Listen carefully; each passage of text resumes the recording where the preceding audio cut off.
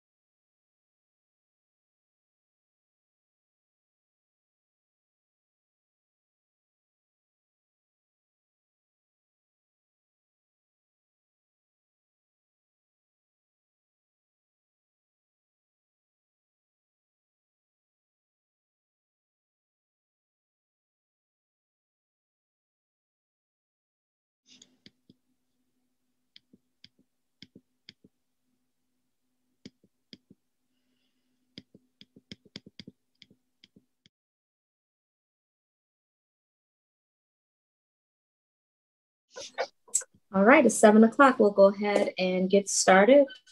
I want to welcome everyone to our regular meeting, and we'll go ahead and get a roll call. Ann, will you please? Councilmember McQuaid? Here. Councilmember Nason? Here. Councilmember Tiedemann? Here. Vice Mayor Jordan? Here. And Mayor Gary? Here. Thank you, Ann. We'll go to line item 3. Mala, will you go ahead and report if any action was taken? Thank you, Mayor Gary. There was no reportable action. All right, thank you. And we'll go to line 4, ceremonial matters.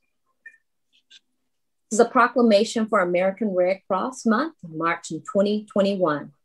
Whereas the Red Cross was founded in May 1881 by Clara Barton, and this year's marks the 140th anniversary of the Red Cross.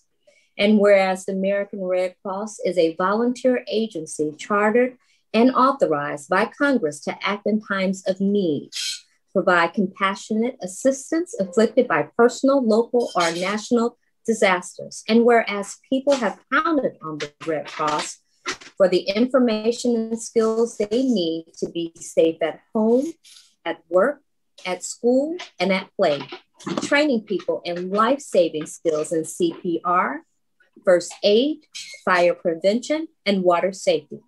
And whereas during the trying times of the coronavirus pandemic, people have stepped up to help others in need, whether it was responding to this year's record-breaking disasters across the country or rolling up their sleeves to give blood when a country faced a severe blood shortage. And whereas with nearly 1,500 volunteers in the Alameda County, the American Red Cross assisted and responded to over 700 families with disaster cycle services, received nearly 3,000 blood donations from Alameda County. And whereas Red Cross staff deploy with the U.S. military to provide emergency communications, counseling, financial assistance, and caring presence to local military families. And whereas we dedicate the month of March to all who support the American Red Cross mission to prevent and alleviate human suffering in the face of emergencies. Now, therefore, the Albany City Council does hereby proclaim March 2021 as American Red Cross Month in the city of Albany and encourage our community to support this organization and its humanitarian missions. That said, go ahead. Ms. Saunders, I believe. You're on mute. Okay, I think I can be heard now. Hear you. Oh, Thank great, you. great. Yes, yes. Thank you. I just want to say, I know it's a year ago was the devastating pandemic. I know changed all of our lives, and I really believe we all learned how fragile life is. And so as the Red Cross, we continue to remain united in our mission. I mean, we put on our red vest, we put on our mask, we delivered plasma and we delivered blood products to convalescents. We cared for many of the military family that were dealing with hardships. And of course, this year or this past year, we actually sheltered people more nights than any other year in the past decade. And that was really due to the wildfires and the hurricanes across the country. And with all of that going on, we still served families here locally that were burned out through home fires. And so our volunteers across the country, we're grateful for and very proud of, and our local volunteers, all of those people, all of us, we had a lot of pain as well, but we all stood strong in hope. And as we look forward to this next year or the year that we're in now, we really look forward with that hope and resilience. And with our partnership with the Albany City Council, with the Albany Fire Department, the Albany Police Department, we are very grateful. So Mayor Gary, thank you so much for this proclamation. Thank you. Thank you for coming.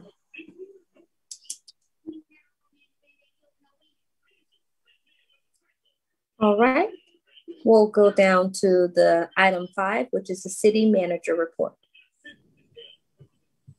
Thank you, Mayor.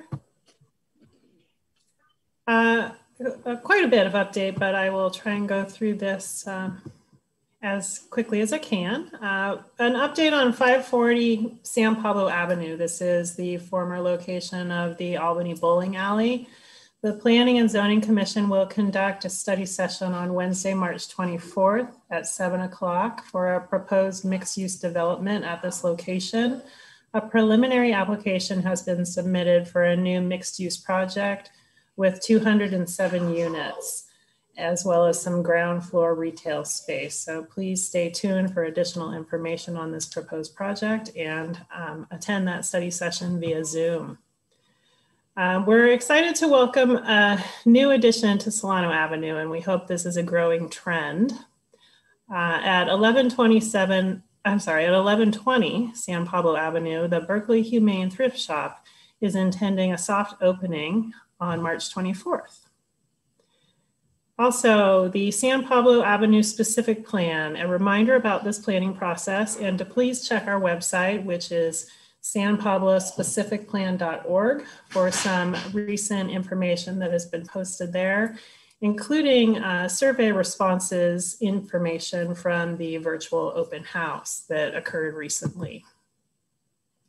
I'd like to express appreciation to our police department for quickly coordinating the crossing guard company to staff the intersections with crossing guards for the school district as schools begin to return to a hybrid schedule, and the agility to get that work done.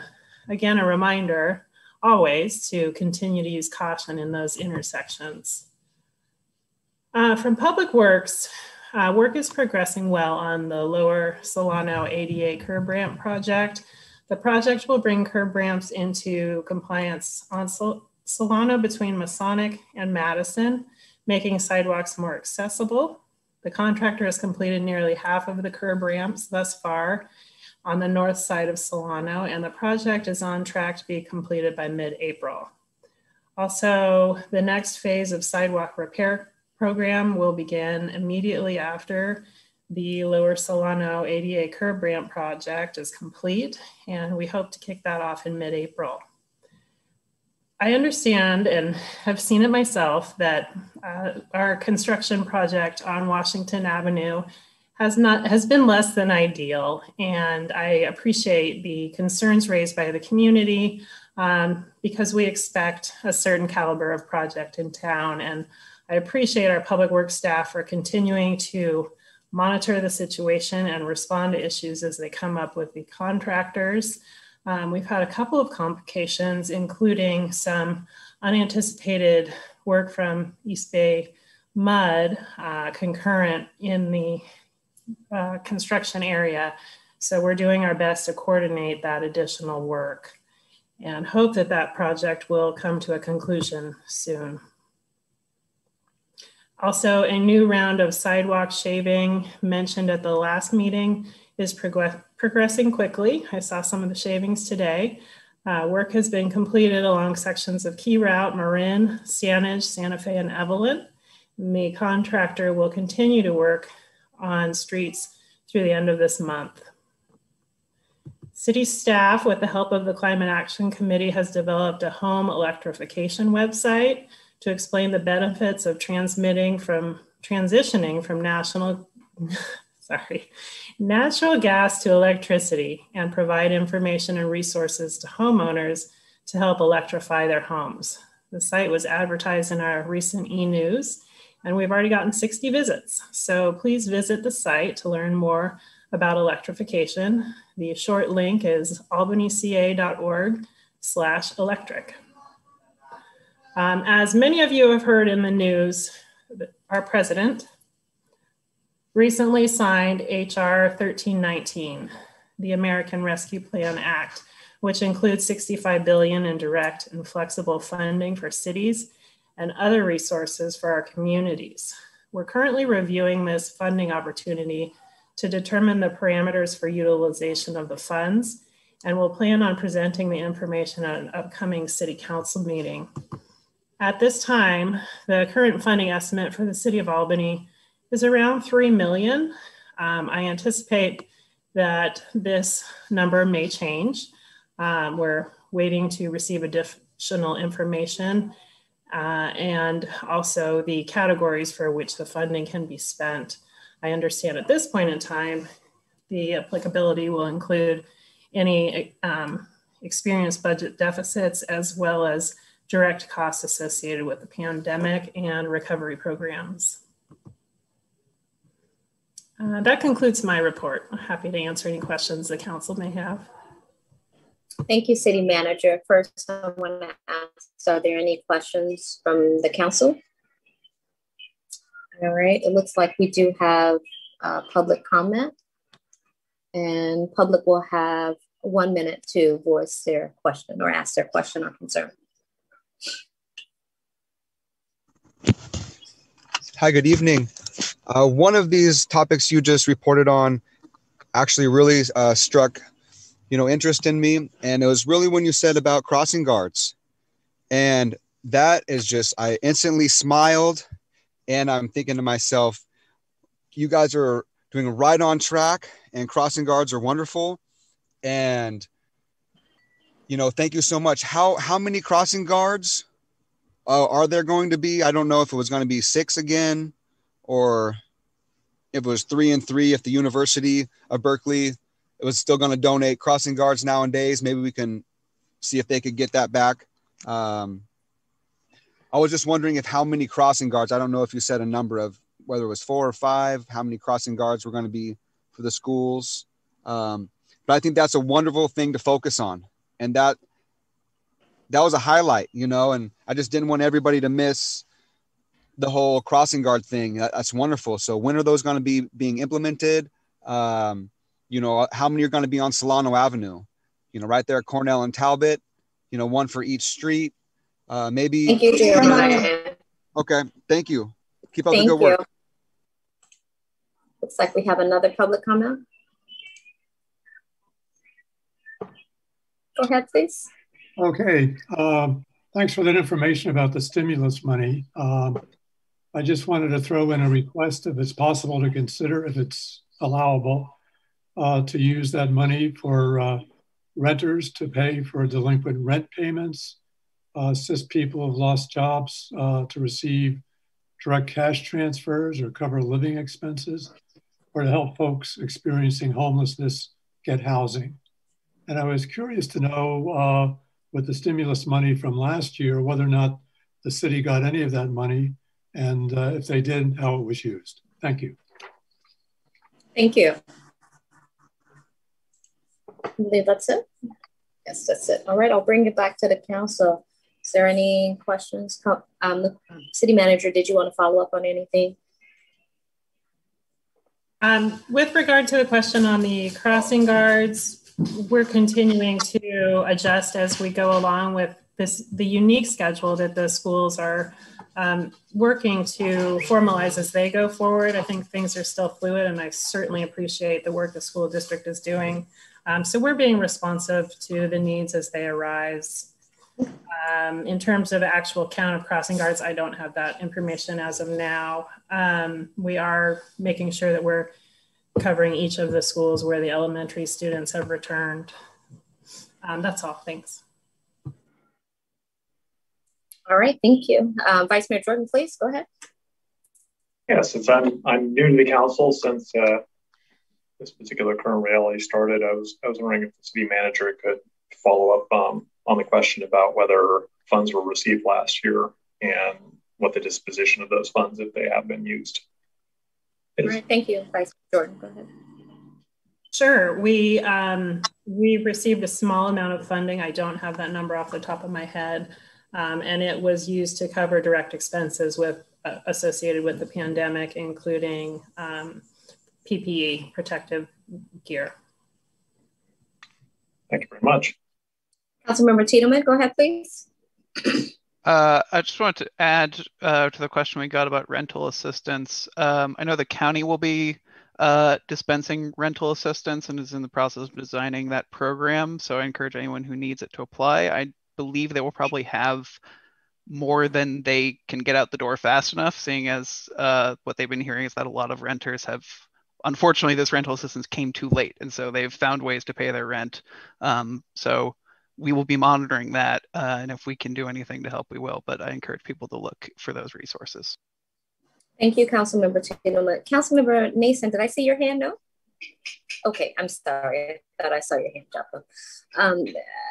City Manager, if you can also, if you can follow up on Vice Mayor Jordan's request and give us both, I would like to see as well where the funds were utilized as well for the stimulus. That would be great.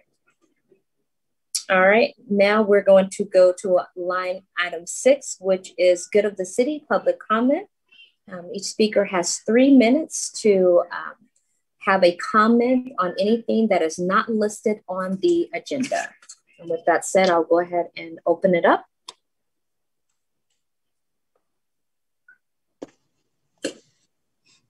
Hi, good evening once again. This is Jeremiah. I just want to say thank you for gentlemen from the public who donated underwear last week and socks for homeless people for the shower program that has been happening for the past 6 months over on 2nd and Cedar Street in Berkeley.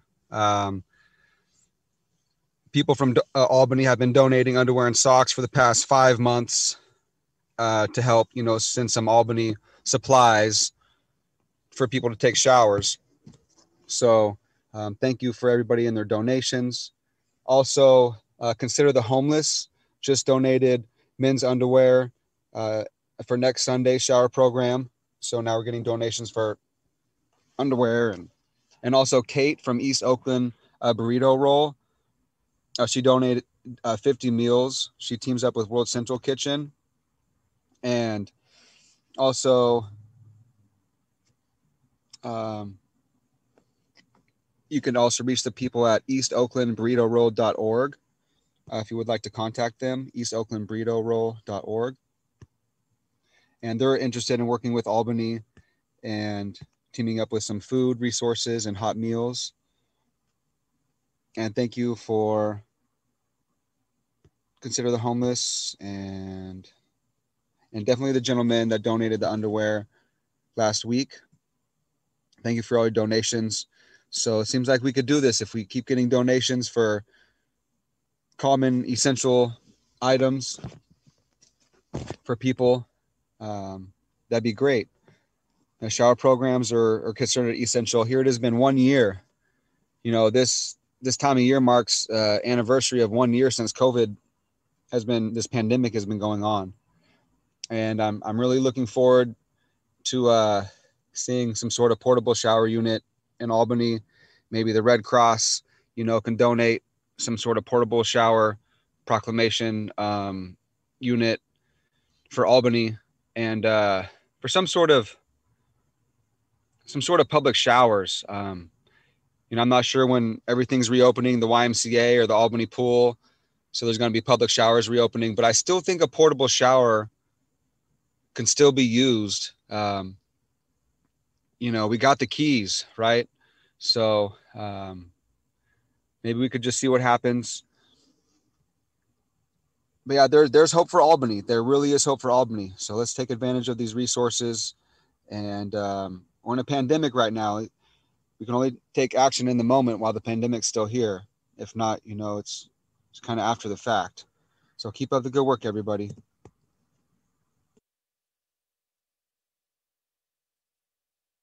Thank you for your comment, Jeremiah. Next, Mr. Larson.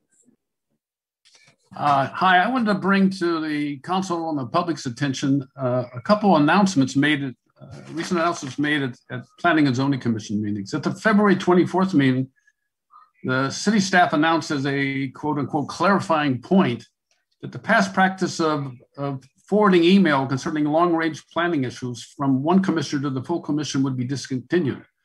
According to staff, this was based on a recommendation by the city attorney. Here, the staff noted that while the city attorney found there was no specific legal restrictions on these kinds of emails, she recommended that the best practice was not to do this. If I can editorialize for a moment, I think the written comments have been perfectly reasonable and actually helpful. Commission members certainly don't surrender their First Amendment rights simply by joining a commission. There clearly can be problems with private emails between members as these can become serial meetings. However, providing written comments through the city's normal portal and then which are then made available to all the commission members and simultaneously made available to the public seems like a very open and transparent process. I don't see any legal peril there at all. I think we need a fuller explanation from the city attorney. Staff noted that this would be discussed at the upcoming Brown Act training. And then at the March 10th meeting, staff provided a report on the San Pablo Avenue specific plan, the open house portion. And they didn't provide they provided a presentation, but they didn't provide any report proceeding of this. So we all learned of the details as we listened to the report. There were actually technical problems, so it was kind of run through quickly. Again, the staff claimed there was a past practice and a consistency issue with making presentations available. And again, they indicated that this would be discussed at the upcoming Brown Act training. It's not clear to me these are Brown Act issues, but apparently this meeting is morphed into a discussion of city policies. I'm sure the commission members will follow this item closely. I wanted to make sure that the council members and other attendees follow this closely and ask questions and try to understand what's happening. That was it. Thanks. Thank you, Mr. Larson, for your comment. Next. Go ahead, please. Oh, good evening. There's been a great deal of written and discussion recently about how colonizers ruthlessly took over land from the indigenous people where we now live here in Northern California. And I'm not sure what is taught in 4th grade now about the history of the indigenous people. It seemed to me when my kids were there, a great deal of the historical truth was missing. It was with that thought in my mind, I was taking a COVID walk under the BART tracks recently near Portland Avenue, and I was struck by the large blue letters spelling out Albany on the so-called Ohlone Greenway. It may be Albany now, but originally it was Ohlone land. As a city, shouldn't we be honoring the indigenous peoples who inhabited this land? How about asking them to create a work of art to put on the Greenway? Thanks for your consideration. Thank you for your comment, David. Go ahead, please, Julie. Hi. All right, just gonna say it. I got interested recently in whether people can access fresh drinking water and public toilets in Albany with everything closed down, especially thinking about people experiencing homelessness. So as far as I've been able to find out by doing a little research, there are gendered public restrooms available during the day at Peggy Thompson Pierce Street Park and Memorial Park. And then there's a non-gendered bathrooms available at Ocean View Park.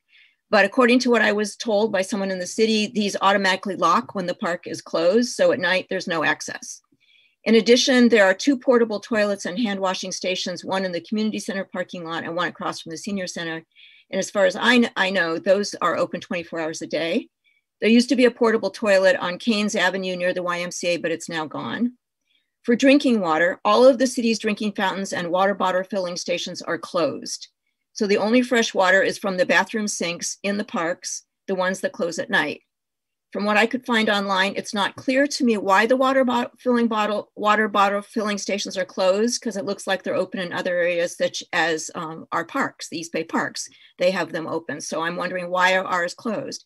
So I have 2 requests. One is that this information be posted for the public in the window at City Hall, at the community center, and the kiosk on Solano, at the parks, on the Big Belly trash cans, on the pillars under the BART tracks, and anywhere else that people who need this information may be going, and not where they don't know where they can get fresh water and where they can go use a toilet.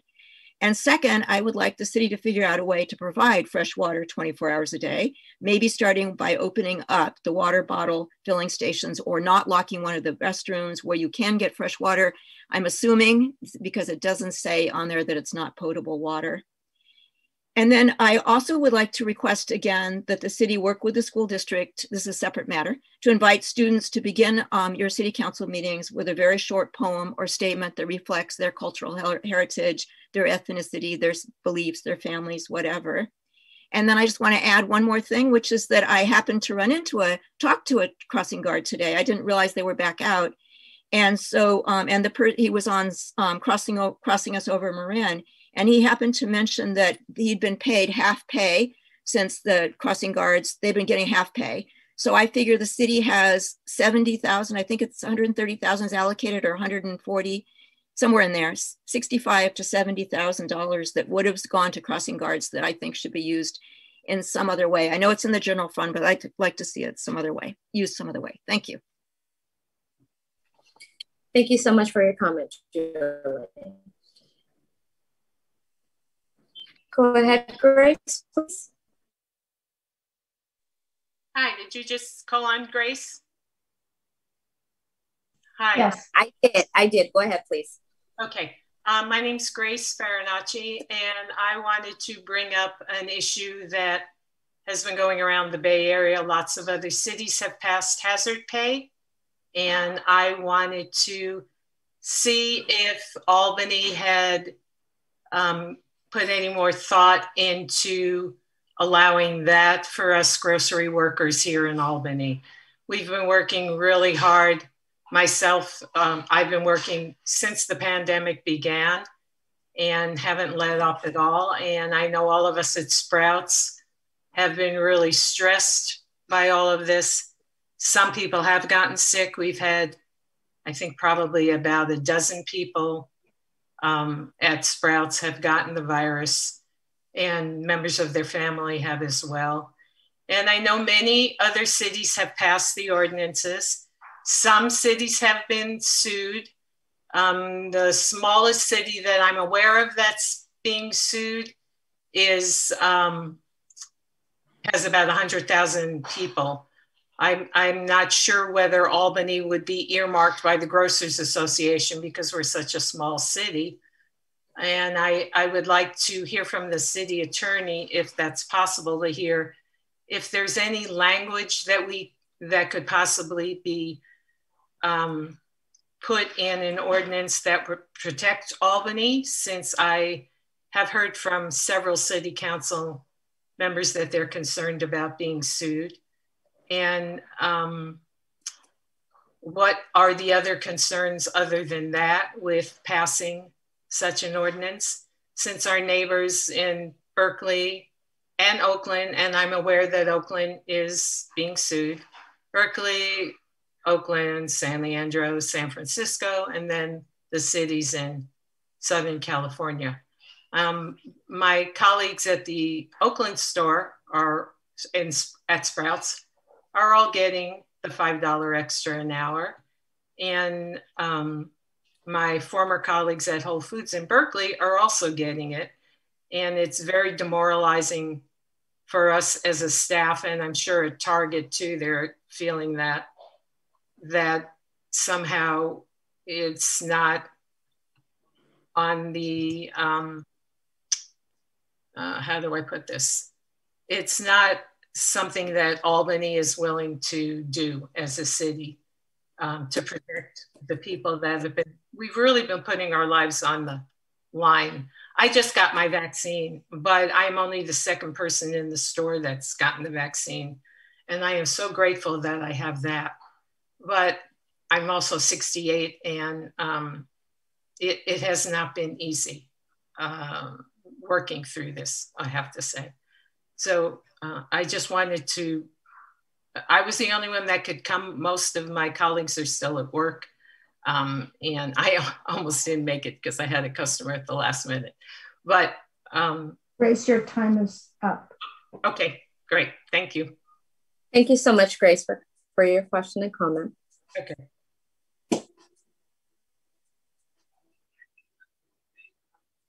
That's all. Okay. Thank you so much, Anne. I'll bring it back to City Council. Does anyone have any questions or would like to touch briefly on anything that was brought up in comments? All right. We will go ahead and go to line item 7. This is the consent calendar. So I'll go around and see if any council members, I'll start with Vice Mayor Jordan. Yeah, 7-1 and 7-7, please.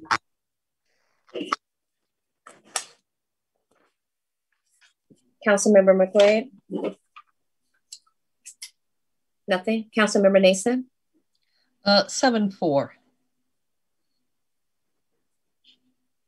Councilmember Tiedemann? Nope. And I too have 7-4 as well. Good. All right, I'll go ahead and see if there's anyone from the public. Doesn't appear to be, so I'll go ahead and start with Vice Mayor Jordan. You said 7-1. Mayor, we got one from the public right after. Oh, do we? Come back. Okay. Thank you, Councilmember Tiedemann. Okay, go ahead and have the public come in for a minute.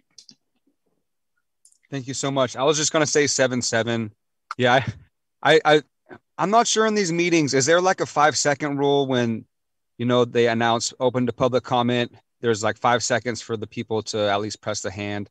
I don't know if we're supposed to, I don't know, but 7-7. Thank you. Thank you. All right, is that it? Sure. Mayor, did you want him to go ahead and provide his comment or wait till 7-7 to provide his comment? We'll wait till 7-7 and have him provide his comment. All right, I'll go ahead and start with Vice Mayor Jordan, 7-1. Yes, thank you, Mayor. Just one addition to, this is regarding the minutes from the last meeting, and one addition of something that was raised for item 8.2, which was that the council, there was a suggestion to develop a unified tax exemption and rebate application with the school district. And I thought that was an interesting idea, so I just thought that could be reflected under the council comments. And that is it. Okay. All right, thank you. All right, I'll move to item number 7-4. I'll start with you, Councilmember Nason. Go ahead. Yeah, I don't object to this. I did want to comment on it because I was an advocate for this as part of our city policy, along with a larger amount from the city itself for the repair of sidewalks. And I think I've come to realize that Vice Mayor Jordan and I look at this through somewhat different lenses because he has been involved with the city for so long. He's very impressed by the speed with which the city has been fixing sidewalks, while I came in much later in the day and wanted to get the sidewalks fixed as quickly as possible, and thought that in addition to speed, there would be fairness as between neighbors, where one neighbor has fixed their own sidewalk and another neighbor has not, and then the property is sold, that it would be fairer to the people who did maintain their sidewalks if at point of sale, when there clearly is funding available, that the sidewalks get fixed. I wanted to get it done quickly and move on to lighting, pedestrian lighting. And I hope that better pedestrian lighting is in our future. But since this policy, although it was adopted, has never been implemented, although it has been implemented in some neighboring cities. I think Oakland at least has this now. And since we have adopted such a large transfer tax, I'm happy to let it go. And the reason that I'm happy to let it go is there is one terrible injustice in the sidewalk policy, in that we don't that we should have unity of authority and accountability. If the city is going to be responsible for creating the tree list, approving the trees, and then not letting people remove the trees when they turn out, when they fail to fulfill their function and tear up the sidewalks, then clearly it should be the city that pays. So I'm happy. I will say I'm fine with going forward with this. Thank you. Thank you, Councilmember Nason. I guess my only question is that the funds that were allocated to the project, where are we at with that and moving forward, where would those funds go?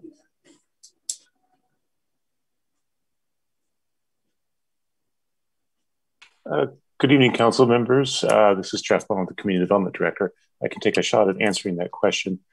The funds that, so the section of the program that we're discussing this evening where there would be a point of sale requirement does not involve city funds. The taxes that are paid by property owners are being programmed by the Public Works Department, and they have an annual sidewalk program that prioritizes repairs, and those come to you ultimately as a construction project every summer. So by dropping the point of sale aspect of the program, there would be no impact on the sidewalk fund, and in fact, it would be a little bit of a relief in terms of staff workload, because this was a fairly high staff-intensive element of the repair program. Thank you. And that's why it was never implemented, correct? That's part of it. That's a big part of it. Yes. Okay. Thanks. Okay. All right. Thank you. Anyone else? All right, we'll go ahead. We'll go. I'm sorry. Go ahead, Vice Mayor Jordan. I'm sorry. There's a couple attendees have their hands raised.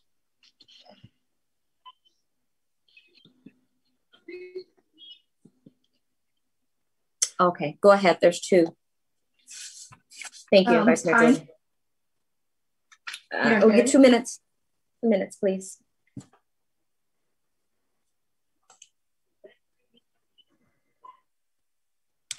Hey, good evening, Council. Thank you for considering this, and I really appreciated Councilmember Nason's comments about fairness, and especially since the city has so much control over the sidewalk, it really should be the city's responsibility. It really should have been the city's responsibility all along. There's something off balance about the idea that the homeowner should have taken responsibility and is supposed to according to state law, and it just seems like a bad idea, and it was always a bad idea. And I think the sidewalk tax has been a wonderful movement in the direction of having the city take responsibility, and I'm glad to see us moving further in that direction to really treat the sidewalks as a public good that is used by everybody in the city. Everyone benefits when they're repaired. And the idea that, well, there's all this money there when a home is sold and we should use it to advance the repair project a little bit further just seems, again, it seems kind of off balance. I mean, people are already spending a lot of money to do the purchase and sale, and there's no reason to think that a home being sold is the one that most needs the sidewalk repair. The way that the tax has been allocated really makes sure that the worst condition sidewalks are the ones that get fixed. And I think that's the way we should be doing it. Thank you. Thank you for your comment, please. Next. Yeah, I think we're in a little danger. State law trumps local law. So if we make a decision that we don't like laws and we don't want to enforce them, I think the tree damaged sidewalks, I do a lot of walking, and there are a lot of ways sidewalks get damaged, and the tree damaged red herring is one of them, but I think I don't think it describes the whole thing. I am concerned that as in our operation, again, the current requirements are completely consistent with the city policy as stated in Section A that says it's the homeowner's responsibility, and completely consistent with state law. If we, by operation, eliminate this requirement, and I primarily even eliminate, I would assume, a statement that this is the homeowner's responsibility, the city basically becomes responsible for an injury that might occur if some damaged sidewalk caused. And I think you should ask the city attorney for an opinion of this. She never talks. We just see her pretty face, but we don't get to hear her talk. So I think it'd be interesting to see if we're not going down a dangerous path here. I also think that it should take as much effort to repeal laws as to write them. And in 2018, there was a lot of discussion. We sort of throwing this as a consent calendar item. I find this all kind of silly. Thanks. Thank you, Mr. Larson, for your comment. Is there anyone else? Go ahead, Nick, please. Yeah, thanks. Just really quickly, my understanding is that state law is that cities are allowed to make it the responsibility of the adjacent property owner, but they do not need to. And that this was instituted after the terrible Proposition 13 of the 1970s in order to take off some monetary burden on cities to fix up sidewalks, since Prop 13 robbed them of so much income. Thank you. Thank you. I hadn't planned on speaking on this, so I don't know a lot about it, but I just had a question. I've heard that the homeowners are responsible for the sidewalk in front of their house. So does that mean we could take the sidewalk out? Could we do anything we want with it? Could we put in a rubber sidewalk, for example, instead of having a cement sidewalk? I mean, if it's our responsibility, what exactly can we do? I would love to have a rubber sidewalk, for example, in front of my house, because I think they're a really good idea. And I noticed there's a couple rubber sidewalks in Albany in front of people's houses. So I'm wondering if that's how they came to be doing that. So that's my question. If it's our responsibility, what kind of control do we have over that? Thank you. Thank you for your comment. Is there anyone else? That's it. Okay. Thank you. Before you go, Vice Mayor Jordan, I guess, I don't know if you can, staff, just let us know, like, where we at to date with the sidewalk repair, if there's a backlog. I don't know if you have that information, and what is the urgency on getting the sidewalks that have defects that are over a trivial amount or half an inch. So if you can provide that, and then I can go to Vice Mayor Jordan. I'd prefer if either the Public Works Director could bring that to you at a future meeting, or if he's not available, I'm happy to do that in his place. But I don't have that information at my fingertips right now. The Transportation Commission does review this on an annual basis, and we do track it. I just don't recall it off the top of my head. All right, thank you. Go ahead, Vice Mayor Jordan. Thank you very much, Mayor. So a question of legal responsibility was raised, and I would note that should the council choose to rescind the point of permit program, that in the sidewalk policy, the legal responsibility section would remain, which is the section that puts legal responsibility for sidewalk repair onto the owner of adjacent private property. So it would not affect that. It would simply remove singling out owners of property who are either selling the property or buying the property. As far as the process, which I think some of this goes to for some of the commenters.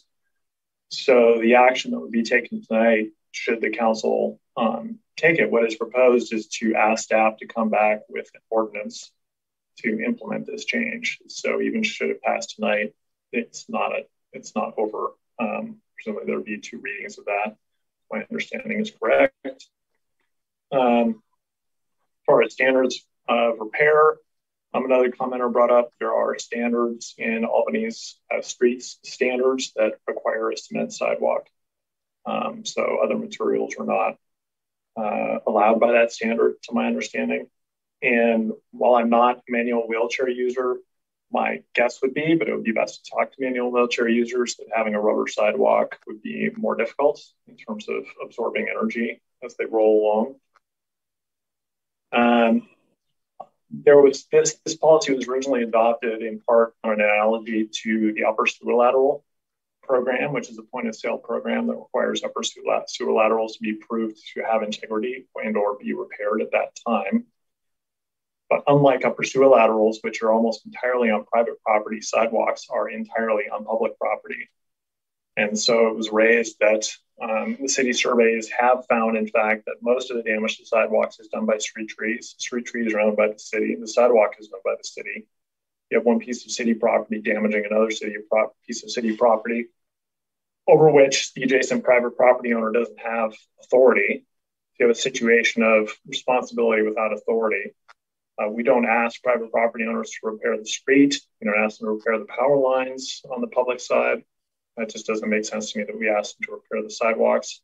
It's obviously much more effective, the program that we've stood up, where we communally fund sidewalk repair. And we've repaired over 300 locations, including the ones that are upcoming very shortly. And so the system is rapidly improving. My long-term goal is to have the city take legal responsibility for sidewalk repair. That was not a step the city could take in 2016 as part of the measure because so much damage had accrued over time. So my long-term multi-decade goal is to actually right this. Thanks very much.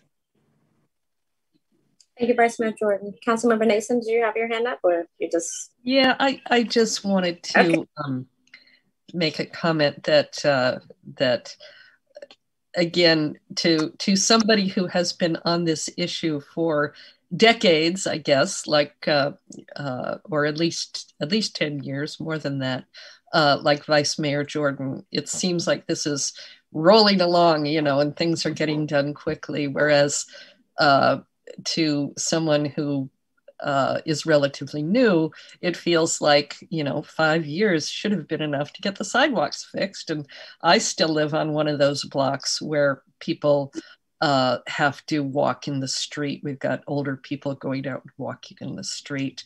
And it's very frustrating, but, the years are passing and we're making progress and we're getting there. And now that we have this very large transfer tax, it did not seem burdensome to me at the time that someone who is moving out, if they have a broken sidewalk, to leave it in repaired condition, just like the sewer laterals. But now that we do have this enormous transfer tax, I think we may be overdoing it on what we're asking of home sellers. So. And as I think the point that Vice Mayor Jordan and I are very much in agreement about is the unity of authority and accountability. The people who pick the trees and prevent them from being cut down have to take financial responsibility for fixing the damage that they do. Thank you. Thank you, Councilmember Nason. Vice Mayor Jordan, go ahead, please.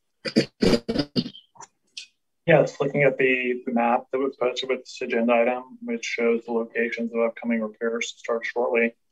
I just want to let Councilmember Nason know, it looks like there's a couple repairs coming to your side of Ventura in that block. And I don't know, maybe even those are maybe even in front of your house. I'm not sure. Thank you. Yeah, okay. Well, we won't go there. Thanks. Thank you.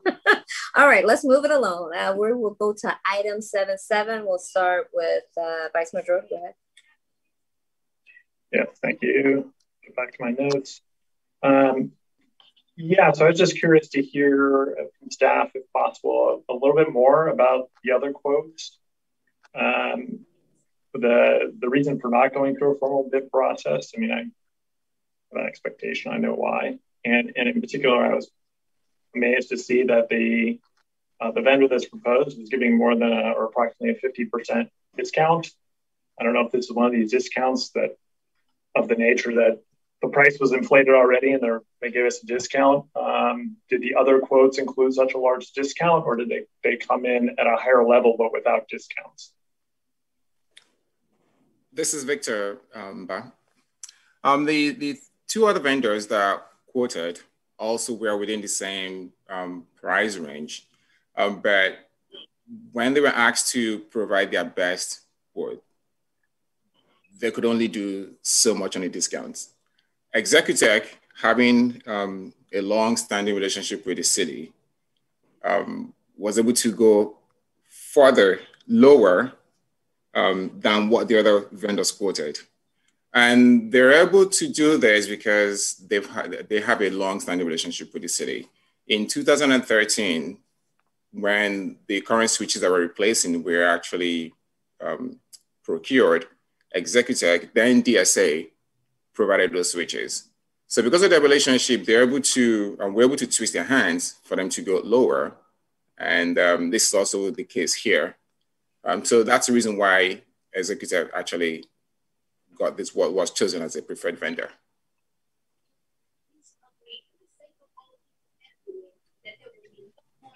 Thank you. I don't know if you could expand on the formal bid process, what the city saves by not going through that process. And I'm also curious how many purchases of this size, maybe on a percentage basis, end up not going through a formal bid process. This was actually a peculiar case. Usually would, well, depending on the kind of project that we have. For instance, we have one that's coming in the pipeline for hyperconverged infrastructure. So that one, we will definitely be going out for the bid process because it's going to be a much larger project than this one. And then also, we want to make sure that all the vendors have the opportunity to present their product and also see which one works best or fits these cities of operation. So for this particular one, also again, going by the track record of Executech and also going by their knowledge of the switch configurations that we have based on what was previously procured, we thought that Executech would be the best choice in this case. Also considering the fact that we're able to go much lower than the other vendors in terms of granting city as much discount as we were willing to get to be able to fall within the allowed project budget. Thank you, Mr. Mba. I realize we haven't met before. I appreciate your answering my questions, and maybe a question for the city manager and the longer serving council members. Obviously a very rough estimate. How often do you estimate a $100,000 contract is let without going through a formal bid process that is not a professional services contract? Very rarely. We have unique circumstances at times with particular focus on IT because of the unique nature of it, and at times the complications as we emerge as more current standards in IT progress forward. And so I would say this is probably the only area where you'll see this waiving of formal bids. And again, it's rare, and it's usually because of some peculiarity or uniqueness to the city's IT infrastructure that requires some special attention, especially if we have folks with expertise in terms of how our systems were originated. So I guess I'm still not clear on why it's recommended to forego the formal bid process. Can you expand on that in this case? For this particular case, I think Victor explained that as the uniqueness of our switches, and that this company was the company that put those switches in place and has therefore an inherent knowledge in terms of the complications of how to replace them, whereas a newer company may not have that insight. So is it a sort of a risk management proposition that if you open it up to formal bid, even though this company is coming in with the lowest quote outside of a formal bid, if my understanding is correct, there's concern that a different company might actually come in with a lower price on a formal bid, and that company would not be qualified to do the work sufficiently? Correct. They may not understand the gravity of the actual switch replacement needs. Yeah, I guess it is, because it is pretty, it's a fairly high consequence project. So I can understand that concern. Thank you for entertaining my questions. Thank you, Mayor. Thank you, Vice Mayor. And I have a couple of questions as well. What additional costs, or if there will be any additional costs associated with using them? As far as training, the warranty that's on, if you can elaborate more on what this amount entails, please. This is Victor.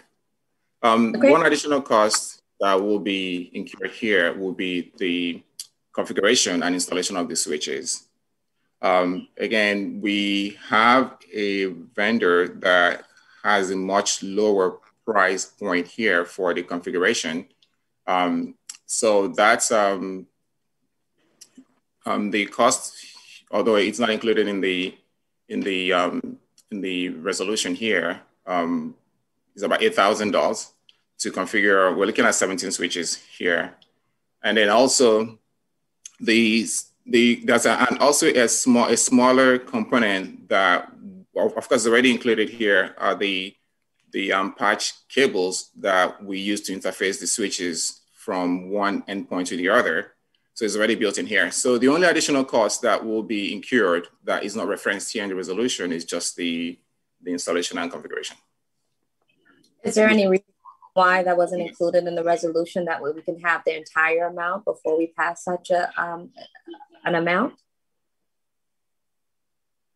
That's for the professional services. Okay.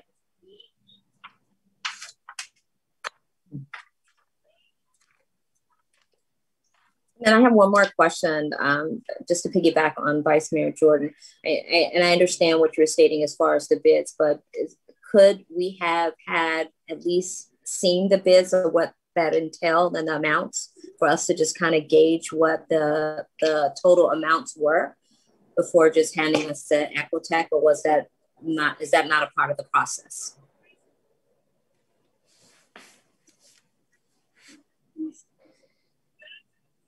So Nicole, can I answer this? I'm sorry, I lost connection for a minute.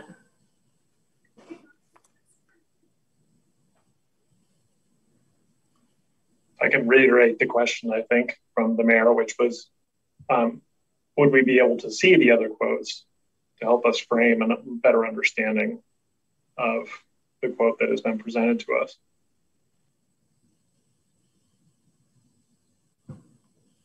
Yes, the quotes are available. The quotes for the other two vendors. Okay, thank you. You're welcome. Anyone have any questions?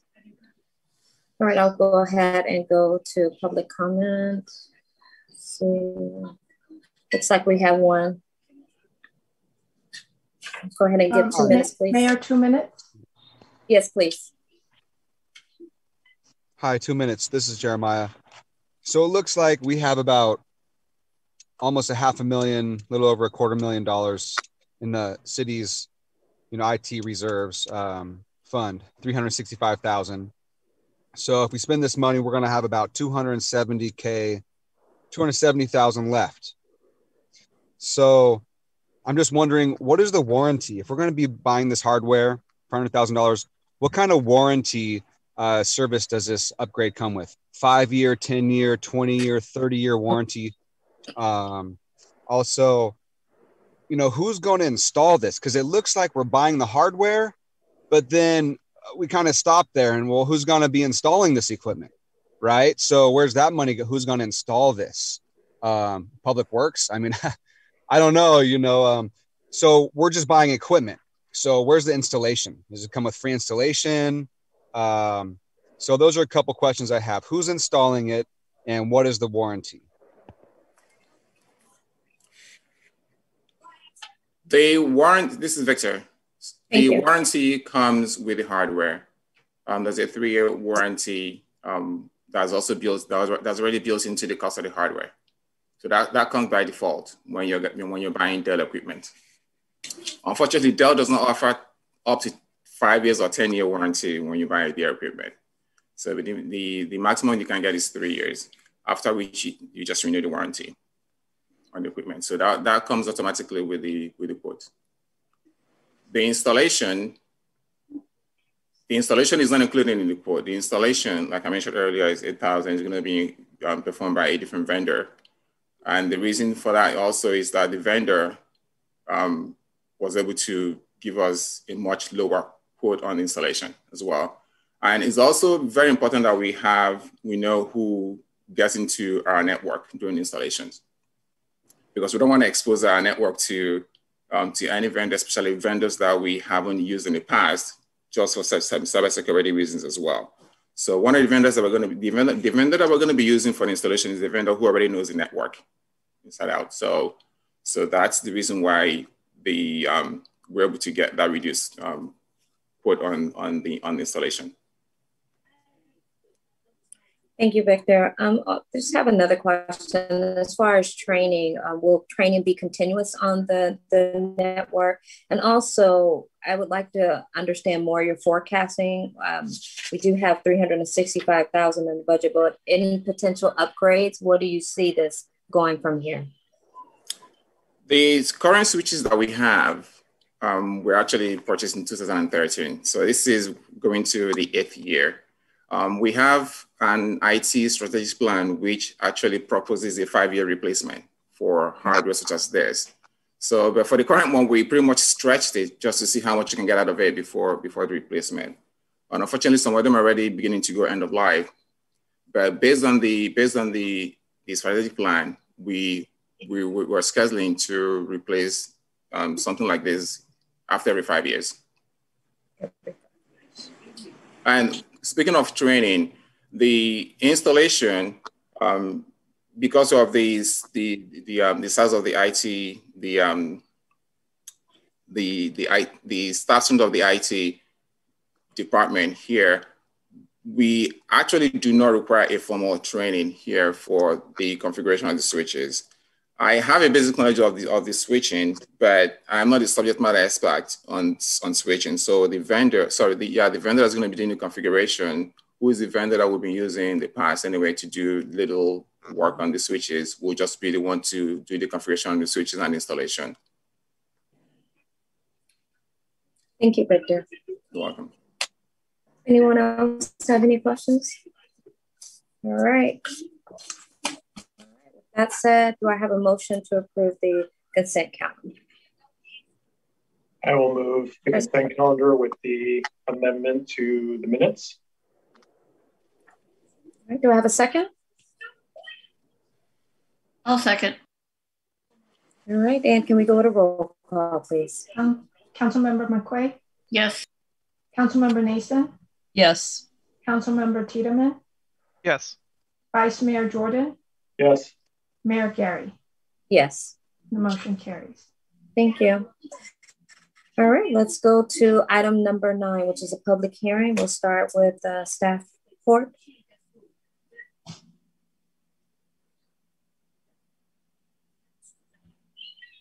You're on mute, Ann. Good evening, Council. I guess I unmute everybody else but myself. The item tonight for your consideration is the introduction for first reading of Ordinance 2021-03 to add a section to the Albany Municipal Code on the electronic filing of the campaign disclosure statements. As you know, and maybe have filed one for your committee previously, campaign disclosure statements for candidates or ballot measure committees are required as part of the election process to file them, and you file them by printing out hard copies, signing it, and submitting it to me in person. So in the effort to save paper and to make process more accessible and easier for candidates and campaign committee members, we're requesting for this ordinance to be added to our Albany Municipal Code to be able to accept electronically filed statements. One additional advantage is that once it's filed in the electronic filing system, it will auto-redact the required redaction sections and be available online for a member of the public to search right away, which complies with the recent AB 2151 that the governor signed effective January 1st, that requires all campaign filings to be posted within 72 hours of the deadline. With that, I am happy to answer questions if you have any. All right, thank you, Ann. Does anyone on the council have any questions? All right. Vice Mayor Jordan, go ahead. I'm sorry. Yeah, thank you very much, City Clerk. I'm really looking forward to this. I imagine the treasurer of the campaigns I was involved with were having run 3 different campaigns in the last election. Can the filings be signed electronically that are submitted, or do they need to be printed out, wet signed, scanned, and then submitted? No, it's signed electronically. Oh, great. That will really help. Thank you very much for pursuing this. It's similar to how you file Form 700 with the FPPC e-disclosure system. Which I need to do. Thank you for reminding me. You're very kind. Thank you. Anyone else have any questions? All right. Are there any public comments or questions? Go ahead, please. Hi, I'm the treasurer that Vice Mayor Jordan was referring to. And yes, in the fall of 2020, I was treasurer for 3 campaigns in Albany and 1 in Berkeley. The one in Berkeley was, it's a bigger city, so it was a bigger campaign and there should have been more to do, but it was a whole lot easier because they used the NetFile system. I was a little taken aback at first and it seemed like a lot to learn, but once I got over the hump of figuring it out, it was a lot smoother, and especially like you can enter the transactions as you go, and then when you're ready to file the report, you pretty much just press one button and the report is done. And if you need to amend it, you update your data and then you press one more button and the new report is filed. It's a better system, and I hope that the other people who are treasurers for campaigns are willing to make a little bit of effort to learn it. Also, I found that it helped me avoid making errors because there are certain things that you just can't do in the software. So it forces you to do it the way it wants you to do it, which is actually the right way. And it made for a better result. So thank you for considering this. Thank you very much for your comment. Is there any more? No, that's it. Okay, none. Do I have a motion to pass this ordinance, unless there's any other questions or concerns from council members? I will move the item. Seconded. All right, we'll go ahead and get a roll call. Councilmember McQuay? Yes. Councilmember Mason? Yes. Councilmember Tiedemann? Yes. Vice Mayor Jordan? Yes. Mayor Gary? Yes. Thank you so much, Ann, for the report. Yeah. All right, we're moving down to unfinished business on item number 10. We'll start with 10.1 with City Council Policies Review. We'll go ahead and start with the report, I believe, from the City Manager. Thank you, Mayor. This is simply a continuation of an item that the council's reviewed a couple times now. I think you're on the home stretch, so hang in there. I will defer to your leadership. Sounds good. Thank you so much, City Manager. Okay, before we move to letter G, which should be on your page 22, does anyone have any changes, amendments from what we've already done? All right, with that said, we'll start with voting procedures. Does anyone have any objections, questions, changes? All right, Vice Mayor Jordan, go ahead. I would like the council to adopt a practice that the school board has adopted, or Board of Education has adopted, which is to randomize the order of voting. And so that, because having a set position, you know, like there can be advantages and disadvantages to having a set position depending on the issue. And so I just think it's fair overall if the voting order is randomized. I'm okay with that. Do we have any objections to that? All right, that sounds like a great idea. Thank you, Vice Mayor Jordan. All right. Any other changes? Change of vote, failure to vote, conflict of interest, voting disqualifications? I'm sorry. Right, we're at G5. Oh, sorry. I'm sorry, what page are we on? Sorry. We're going on to page 24, G5. Okay, I've got something right. on page 23, if you don't mind. Okay, go ahead. Hang on, gotta find it. On G4, okay, where it talks about conflict of interest, in paragraph 2, it says when there's a conflict of interest, person shall not remain in the chamber for two things. Do we want to add language to reflect electronic meetings? But my real question is it necessary to either leave the chamber if we're in live session? Can they just remain either at the dais or in the chamber? And then how does that reflect these Zoom meetings? And maybe, Mala, maybe you could help me here. Yes, the FPPC rules do provide for leaving the room unless you're speaking as a member of the public because you have a, let's say, a property interest that you want to speak as an individual member of the public. On Zoom, we've suggested at least stopping your live video. We have the option of putting you in as an attendee, which is kind of our version of leaving the room, and then bringing you back as a participant. But I think in general, if you have a conflict of interest, we request that you stop your live video so that people can't see you. Okay, can we, as we go forward, can we add that language into that? And I guess that would be the only changes for Zoom meetings since we're leaving in the part about leaving the room.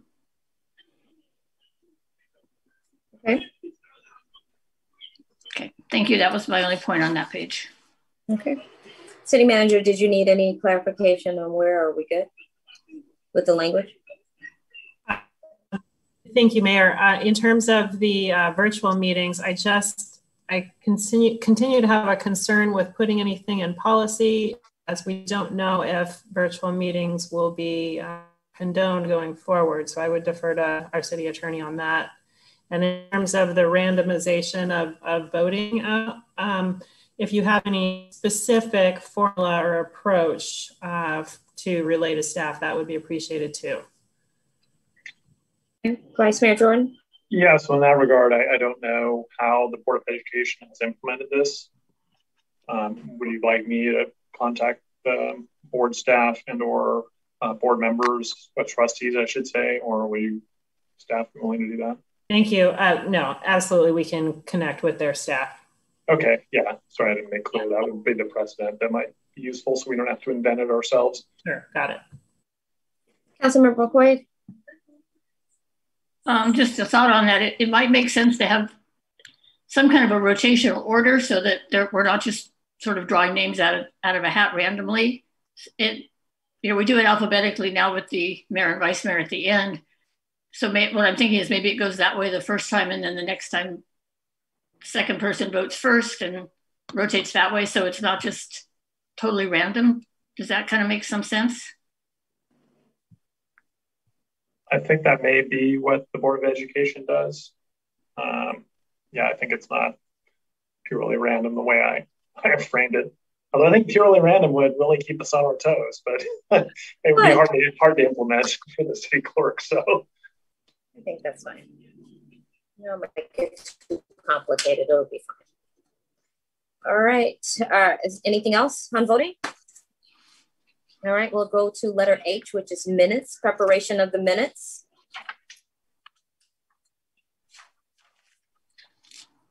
Minutes hearing, reading of the minutes. All right. We'll go to ordinance, resolutions, and contracts.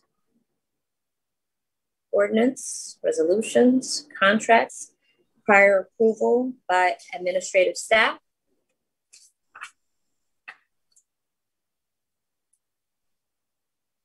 We're on page 26. Adoption of resolutions is next. Nope.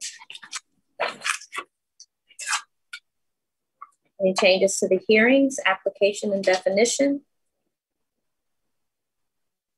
Presentation of evidence. Evidence outside the hearing. Continuance. Decisions. Record of hearing. Urgent matters at City Council meetings. All right, we have item L, City Council reorganization. All right. Oh, I'm sorry, Vice Mayor George, go ahead, please.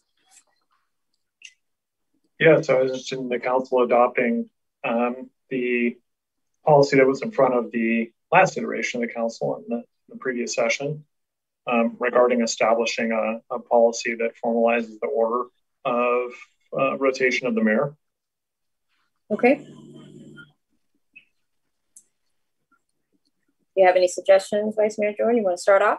Oh, well, yeah, sorry. It was, I'm sorry. It was the policy. It was a policy that was written and presented to the previous council. And it established a mechanism by which there would be a queue for taking the mayor's position each year.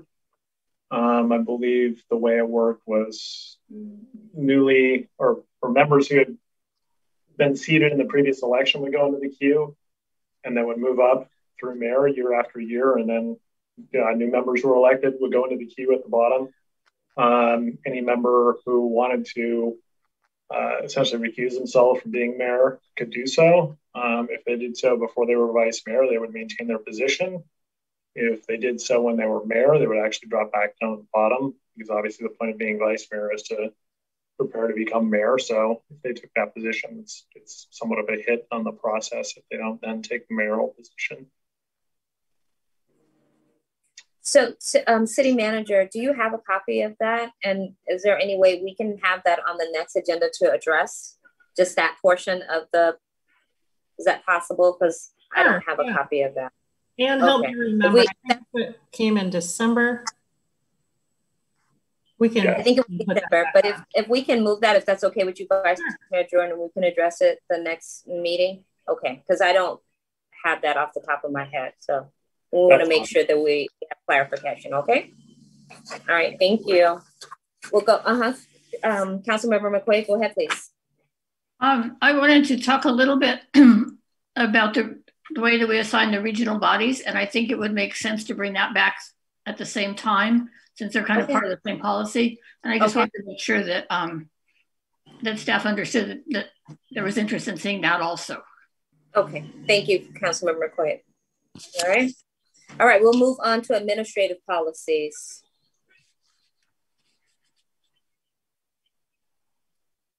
Any questions? Letter A, B, B2, authorized expenses, unauthorized expenses, City Councilmember Nason, go ahead, please. Yeah, my only issue with this, I'd like to suggest that the expenses, in the interests of both transparency and also fairness and guidance for council members, that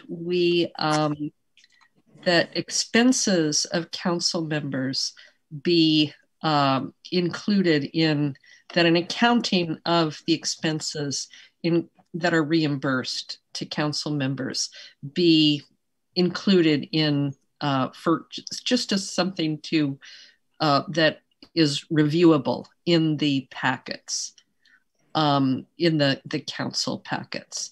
And that way, when I started and running around, going to a lot of meetings and things, I wonder, gee, do other people put in for mileage and parking? If they do, I would do it. But if they don't, then I'll absorb it. I didn't know what was standard practice for people to do. And we have a budget, and if you're interested in going to a conference or something, what other conferences have people gone to, and how much is spent for that? It's I just think it should be as transparent as it can possibly be, and it's guidance for the council members, and then it's also something that the public is always interested in. Making sure that council members are whatever expenses they are being reimbursed for are legitimate and comparable to one another. Just that we're all kind of following the same rules. I think that's a great idea, Councilmember Nason. That way we can have everything, itemized and outlined where it's reviewable. Absolutely correct. Councilmember Tiedemann, and then I'll get Councilmember McQuaid after Councilmember Tiedemann. Go ahead. I was just going to say that seems like a good idea, especially as I know 3 of us on this council have never had a chance to use any of these policies, as our entirety of our tenure has been from our seats. So we haven't had much chance to use it. So we don't have a lot of familiarity with what any of this will mean for us in the real world. Right. Thank you, Councilmember Tiedemann. Councilmember McQuaid, go ahead, please. Well, I was going to say that it is on every agenda, well, at least once a month on the agenda in the financial information. And maybe off of that, if it's critical to the council, there could just be a subset or a page there or something that just says council expenses. Exactly. That's what I have in mind. Just to reinvent the wheel, we already have it. Except that, you know, it's buried in a lot of other information. All I'm talking about is that it kind of gets pulled out, assembled on a spreadsheet, and is a page in the packet. City manager, can we get that separate from the regular budget so we know exactly where it's at and what we're looking for? Is that correct? Sure. To be clear, may I ask, if it's an itemized detail, likely the most straightforward approach for staff would simply be to attach the expense reimbursement forms as submitted by council members. Does that work? That's an option. Councilmember Nason? Well, I'm getting the impression from Councilmember McQuaid that this information is already available and we just need to run a different report. What would be the difference? Sure. In the disbursements that are under the consent calendar, there are payments to vendors. And so if a council member were to submit an expense reimbursement form, you would see a total dollar amount for the expense reimbursement. If the request is that you'd like a detailed accounting of what accounts for that expense, then the detail would be the form submitted by the individual council members that's itemized. So the detail is not in the system? I believe it's only the total amount, with the backup being the form submitted, similar to an invoice from a vendor, which is the itemized form by each council member. Okay, well then I guess, it seems like a lot of, I don't know, it seems like something that ought to be, that we ought to be able to just have a page, but if it's easier for staff to put the reimbursement forms in the packet, I guess that's okay. I mean, I think when working for a corporation, when I've had to use, you know, mileage reimbursement and things like that, we had to provide that as a packet, you know, receipts, whatever, vendors or whatever. And that was itemized. And that way that gave clarity to if we get audited or anything, everything was right there. So I think if like Councilmember Nason said, I think an itemization would be best. That will avoid any, you know, any incidents that could happen, because everything is right there and it's transparent for if we have to get audit for any reason. The thing is that apparently the staff is not entering into the Munis system the nature of the reimbursement, just the amount. And I think that we want to know the nature of the reimbursement. If it just says, you know, Rochelle Nason was reimbursed $200, that doesn't tell people enough about that, you know, that's not enough information.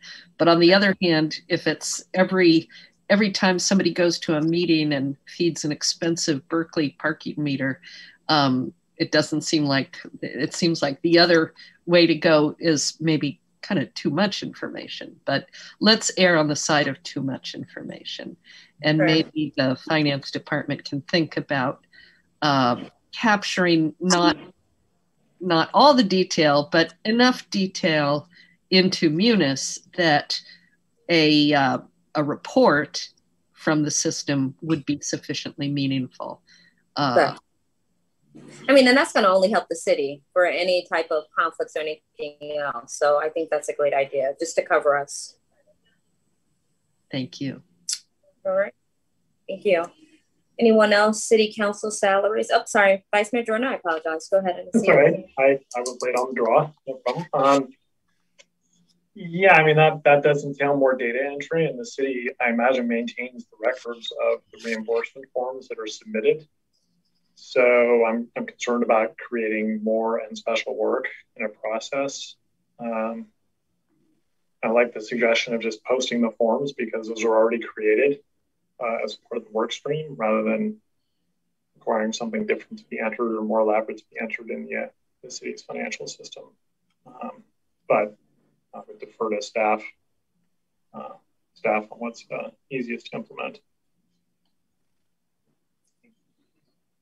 We'll just wait to hear back from you, City Manager, if that's okay. All right, thank you.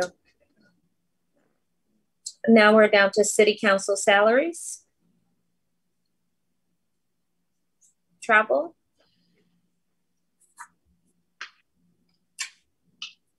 Airfare. Personal automobiles, none of that. Vice Mayor Jordan, who are you laughing? Was as if someday. I'm sorry, did I pass? Did you want to go to City Council? No, I was just laughing at the travel expenses. Okay, sounds good. Lodging, miscellaneous expenses, meals, expense report. We're at letter C, City Council member emergency substitute policy. Vice Mayor Jordan? No? Nope. City Council rules and conduct policy, that's letter D. We'll go to letter E in the City Council strategic plan policy. Go ahead, Vice Mayor Jordan. Yeah, on that I will offer that the description of the strategic plan in this document hardwires in the categories of themes, goals, and objectives. Okay. But the current plan actually has goals, objectives, and work plan items. So I think this goes to the hazard of being overly prescriptive in this section. One idea that occurs to me is to delete the first paragraph and the content section and just leave the policy section, but to establish that the council will have a strategic plan updated and reviewed every 2 years, but leave the details of its contents more to the council of the time.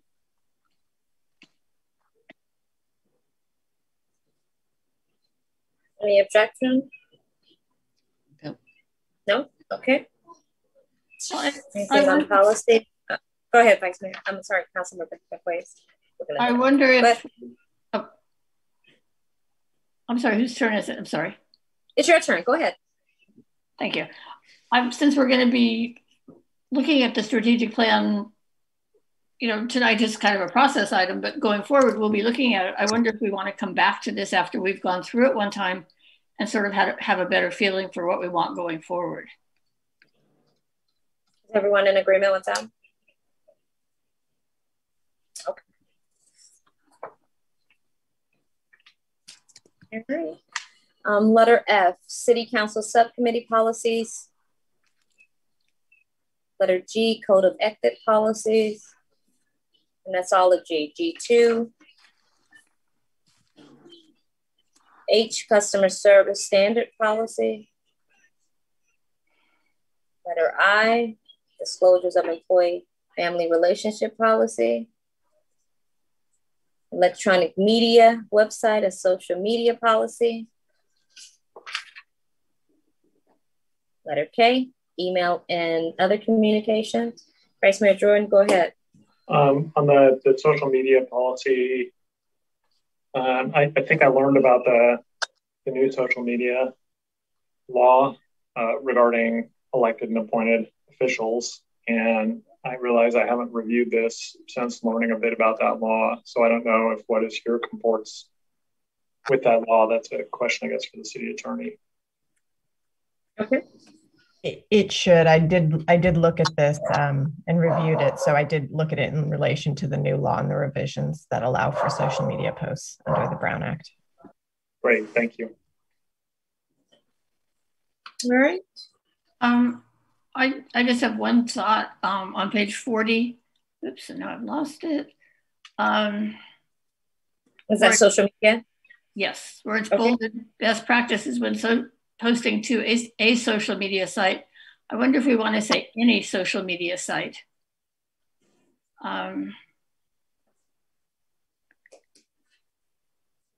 Because up above it talks about City of Albany sites, but principles are applicable posting on other social media sites.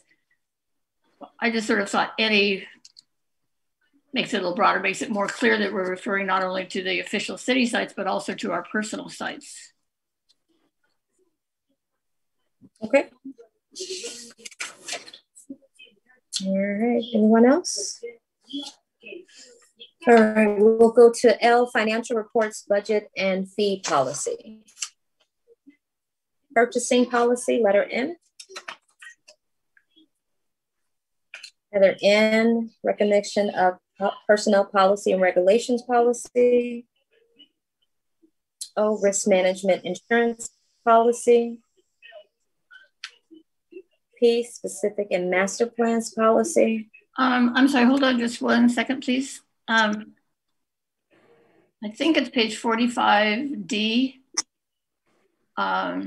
where it talks about a maximum opportunity to Albany minority or women-owned businesses. I think it should be more than just Albany minority and women-owned businesses. I think it should be like preference to Albany, and then as we go broader, to have preference to still keeping the preference to women and minority owned. So it's not just Albany, but it's everywhere.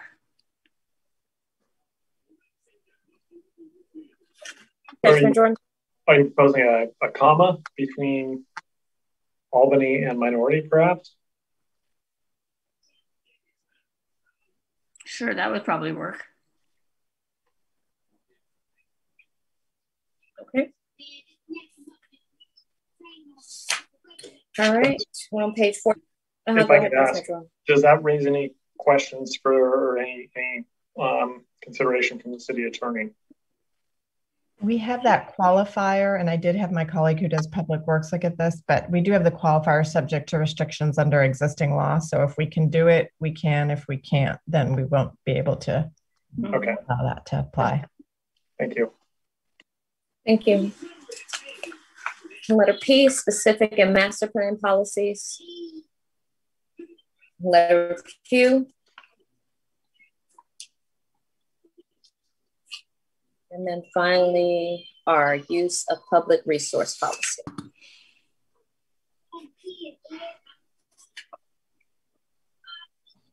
And then I have request to amend advisory work plan form. Do you guys have that? Yes, no, okay. And then city council code of ethics.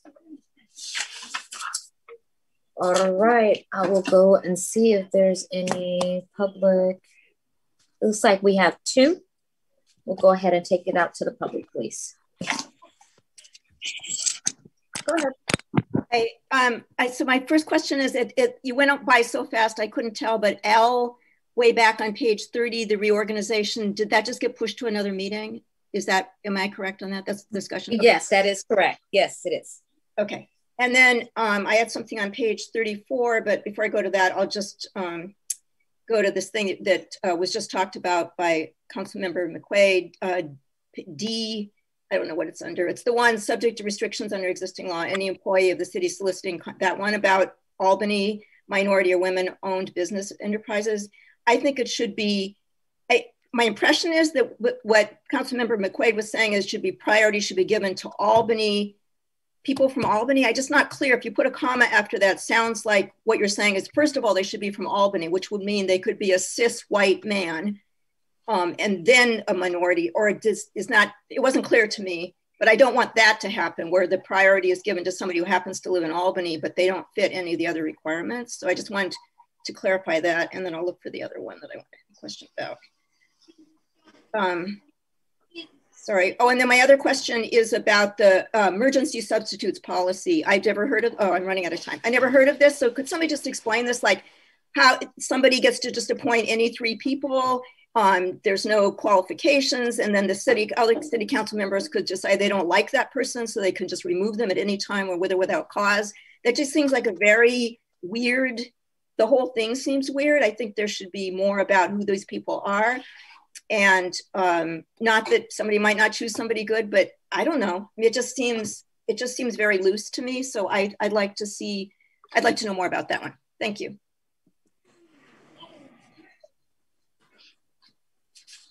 Next. Go ahead, Jeremiah. Hi, thank you, Madam Mayor. So, what struck me as interest was, you guys were joking around with it, which I think was pretty funny. Got to have a sense of humor up there on the city council sometimes, right? So when you all were joking around about, getting paid compensated gas money, doing real city things for the city, light fare for meals, hotels, some sort of, I hope you can at least apply for some sort of tax write-off for some of that, because we elected you.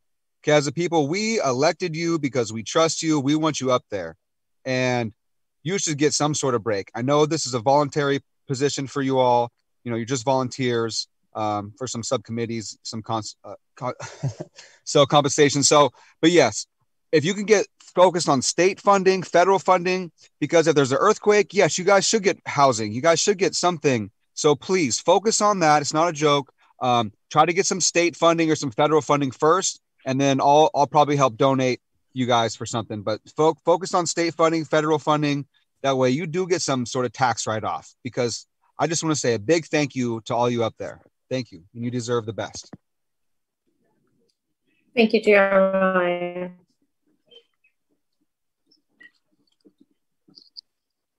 Go ahead, please.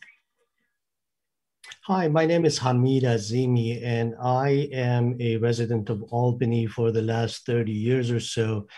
And I first wanted to thank all of you for your service, and also let you know that I have emailed the mayor with a human rights related request. I am from Iran, and my countrymates have been suffering a lot with the ongoing crimes against humanity that goes on there. And I feel blessed that I have lived in a city like Albany. I feel blessed that we have an administration now that is centering its foreign policy on human rights. And our communities here and there have started doing a grassroots effort to get our local elected officials to sign into a general letter of support for human rights in Iran. I have sent the letter along with a couple of copies of a couple of mayors who have signed into this. And upon Mayor Gary's suggestion, I am bringing this out to the full council for their consideration. And I want to again thank all of you, especially Councilmember McQuaid, who probably remembers our troublesome kids that we had, Aryan and Kimia. So thank you for your time, everybody. Thank you so much. I do remember your kids. I would not say they were troublesome. Well, all right. Are there any other attendees? Looks like that's it. All right, I'm going to bring it back to the council. Would someone feel free to address? Julie had a couple of questions.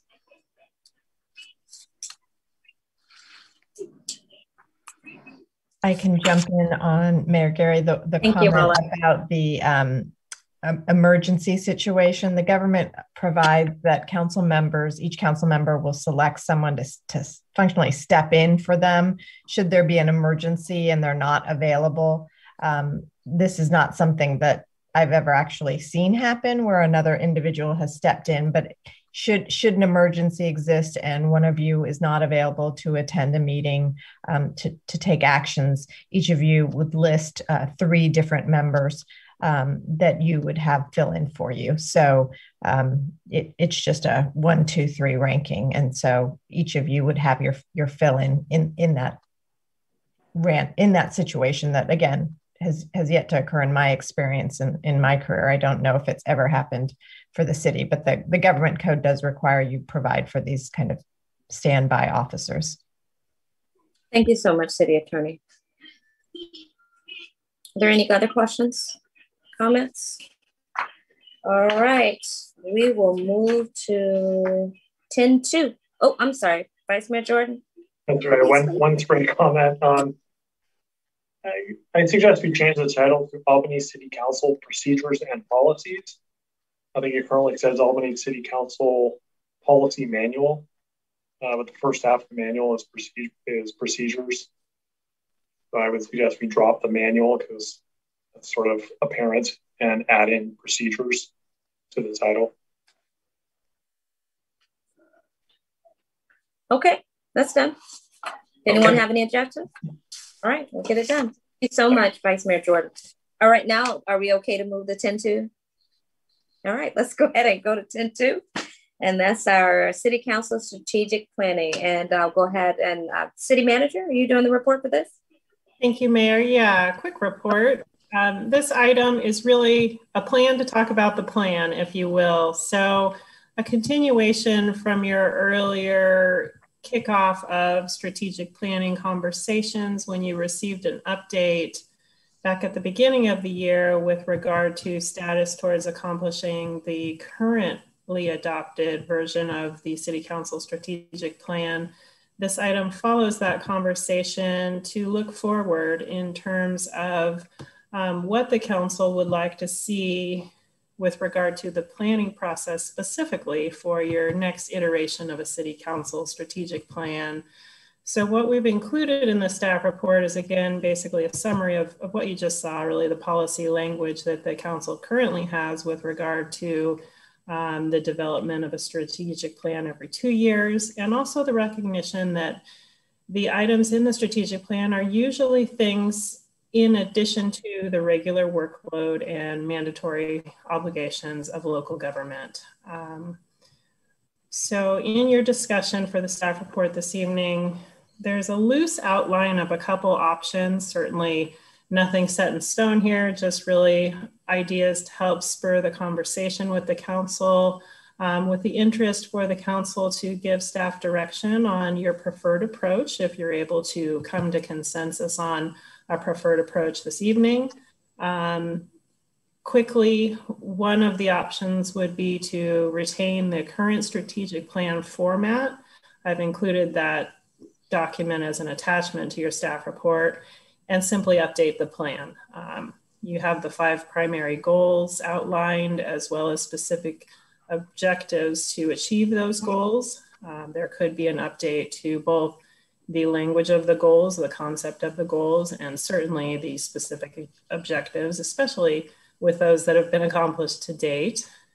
Another option, again, could be to retain the current strategic plan format and update it, including some more specifics around prioritization. This may help answer the question of how would we know when something is in the pipeline? When will it be implemented?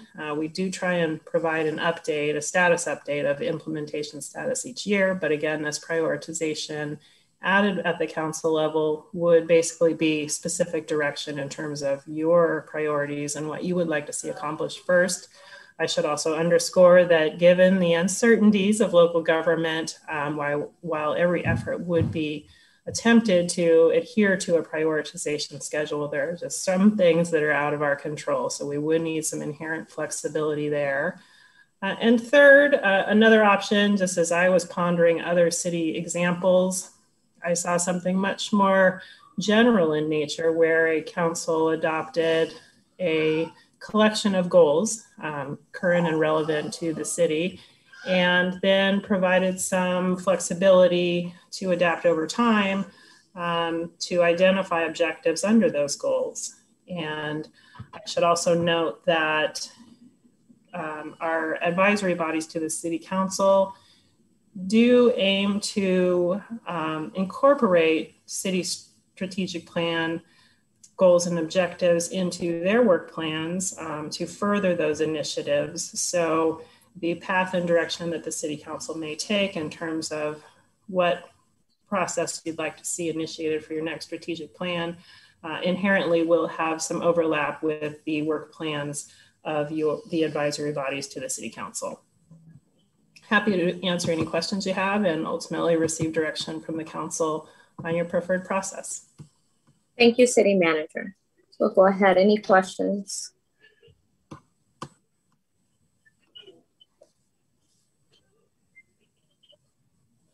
No?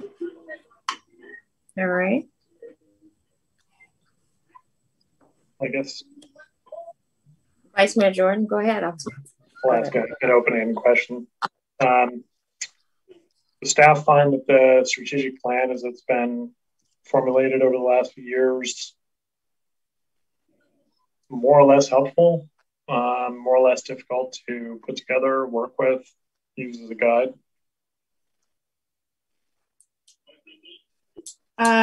Great question. You know, I think that with the pandemic, it's hard because it puts this cloud over how we were moving along with implementation. Overall, I think the structure of the current strategic plan is helpful because it expresses the goals. It's a very neat format for what I hope is ease to viewers and transparency of what the high priorities of the City Council are. So the goals are very helpful in identifying opportunities to implement those goals. At times, the objectives can get stale, and you may see that over the 2-year process when a status update is presented to the council where, boy, what we thought 2 years ago was a really good idea didn't necessarily pan out. So again, there's some inherent flexibility there, realizing that if something is very, very specific and then we realize not quite what we needed, that we work together to see how else we can realize the identified goals.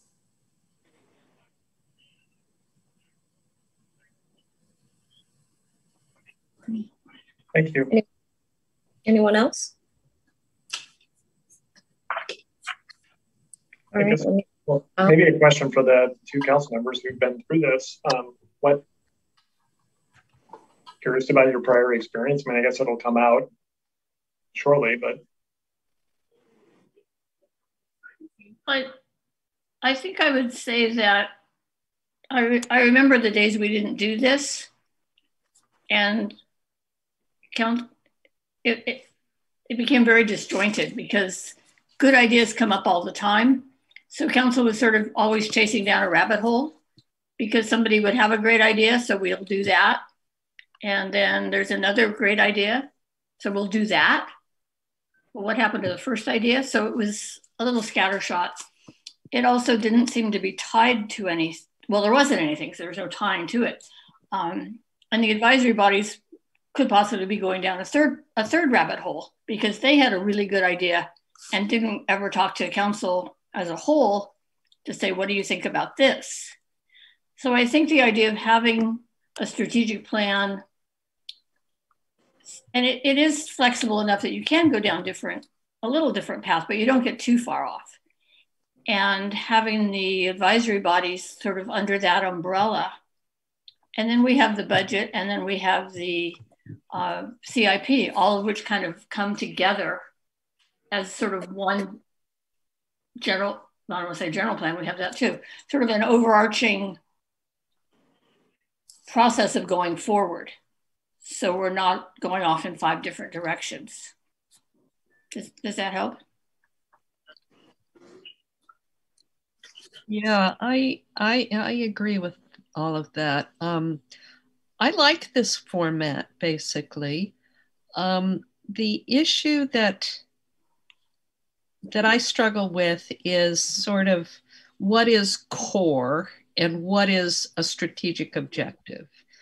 And sometimes, you know, there are areas in the core that we need to push, you know, forward, or that, you know, that the city struggles with.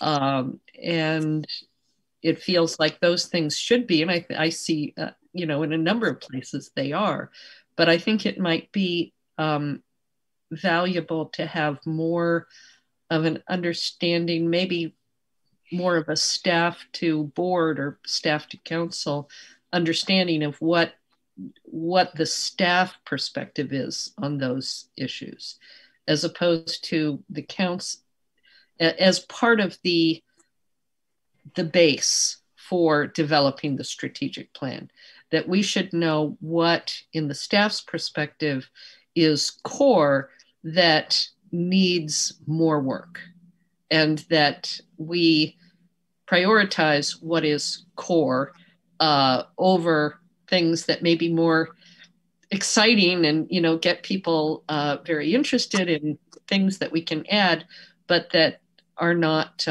but then leave the staff with short of resources to get the core work done, if that makes sense.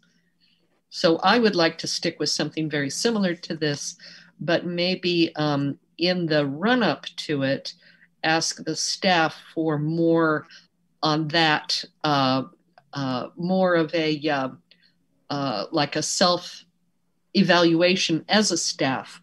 What are we doing? Where are the areas that we as a staff need to put more, more of our resources into to feel that we are adequately covering our core obligations?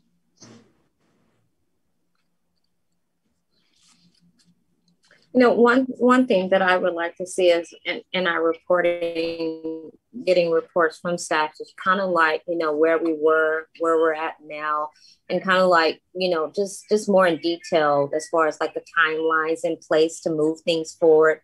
You know, then that way we kind of know specifically what went right with the project, for instance, what went wrong, just a little bit more detail. I think that will kind of help us move forward on, you know, making decisions that if it's not going well, we can cut our losses earlier than waiting till, you know, or it's been stalled and we absolutely, you know, wait to the last minute and then make a decision. So I think just more detailed in the reporting, so we know exactly where we're at in any project. I think that would help as well.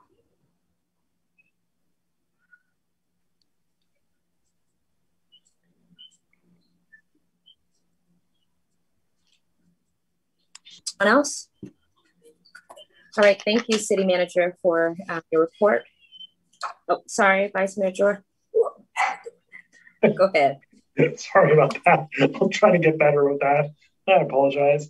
Yeah, for myself, looking at the previous strategic plan, and I think this might go a little bit to what Councilmember Nason was relaying. I have difficulty understanding what is in and what is out. I mean, it has some items in it that are mandatory for the city to do. It doesn't have all items that are mandatory for the city to do. It has some items that are annual items, you know, annual reporting. It has some items that are one-time items. So, and it has some items that are in the advisory body work plans, but it doesn't have all the items that are in advisory body work plans. So it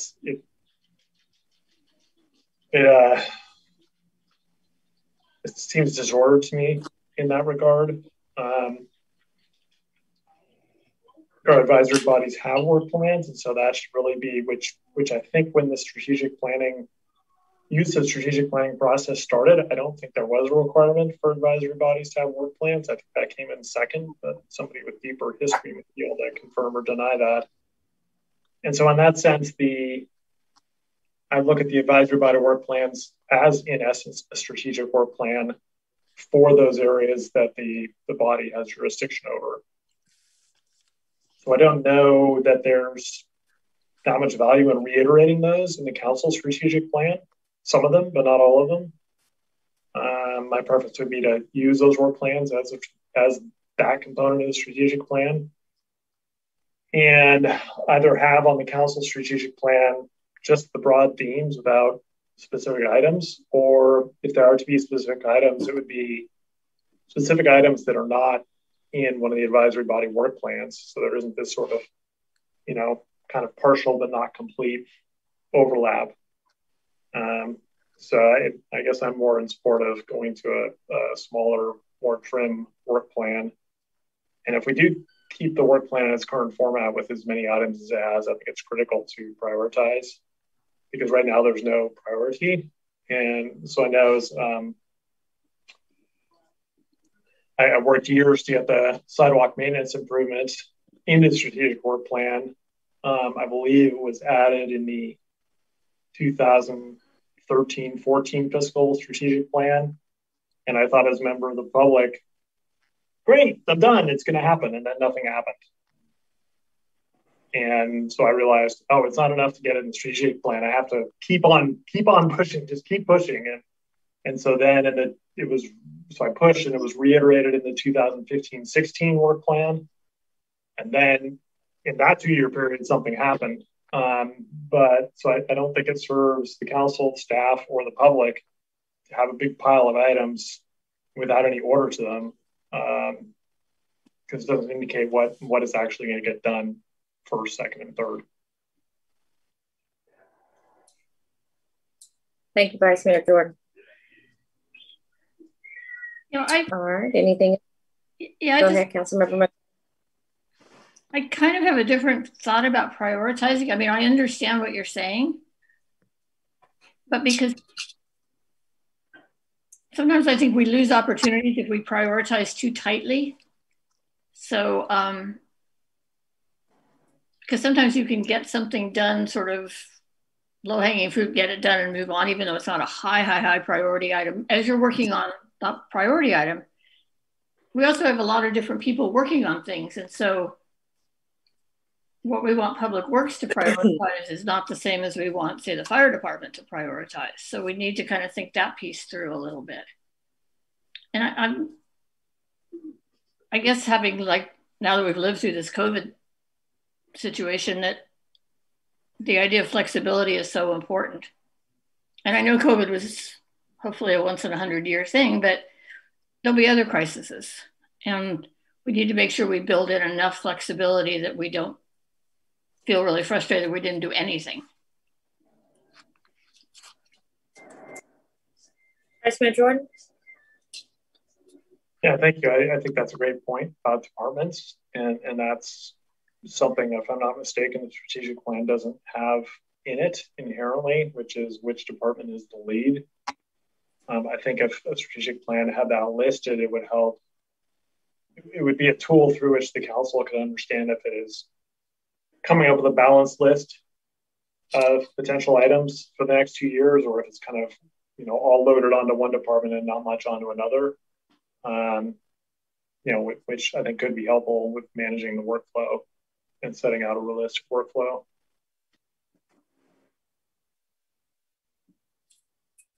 But that's a good point, and it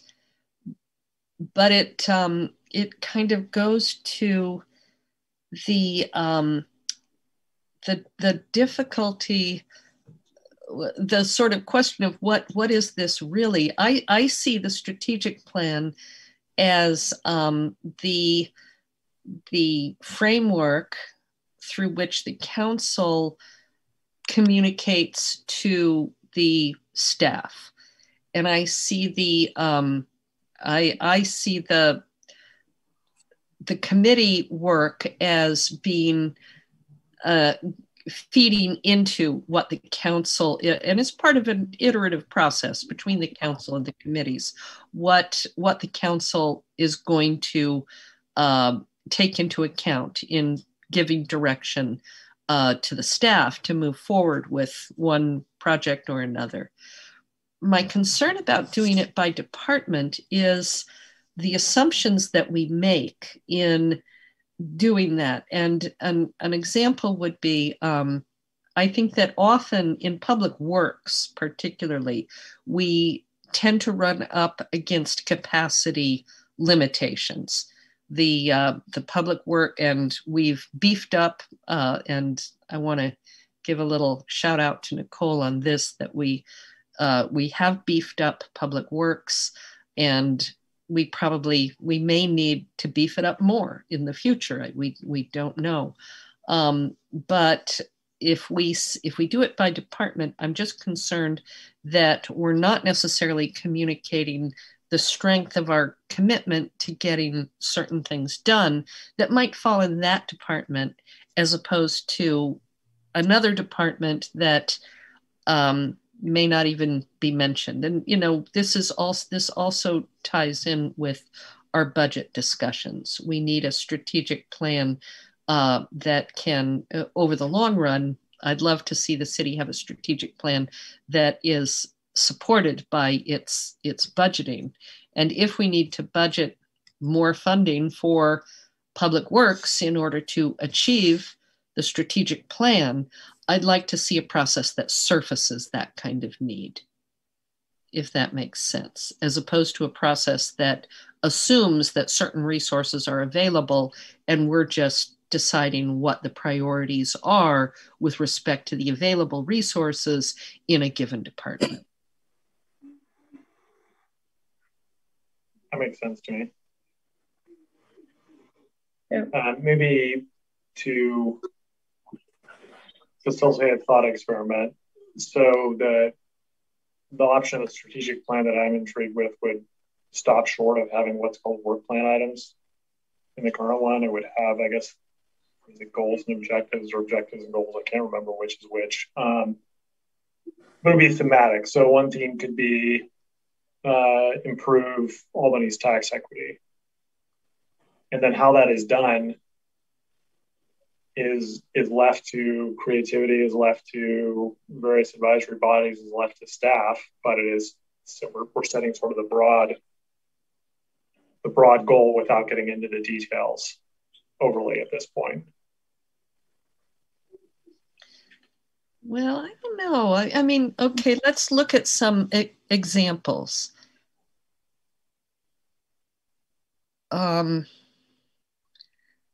You know, one that has been near and dear to my heart is the goal: facilitate government accountability.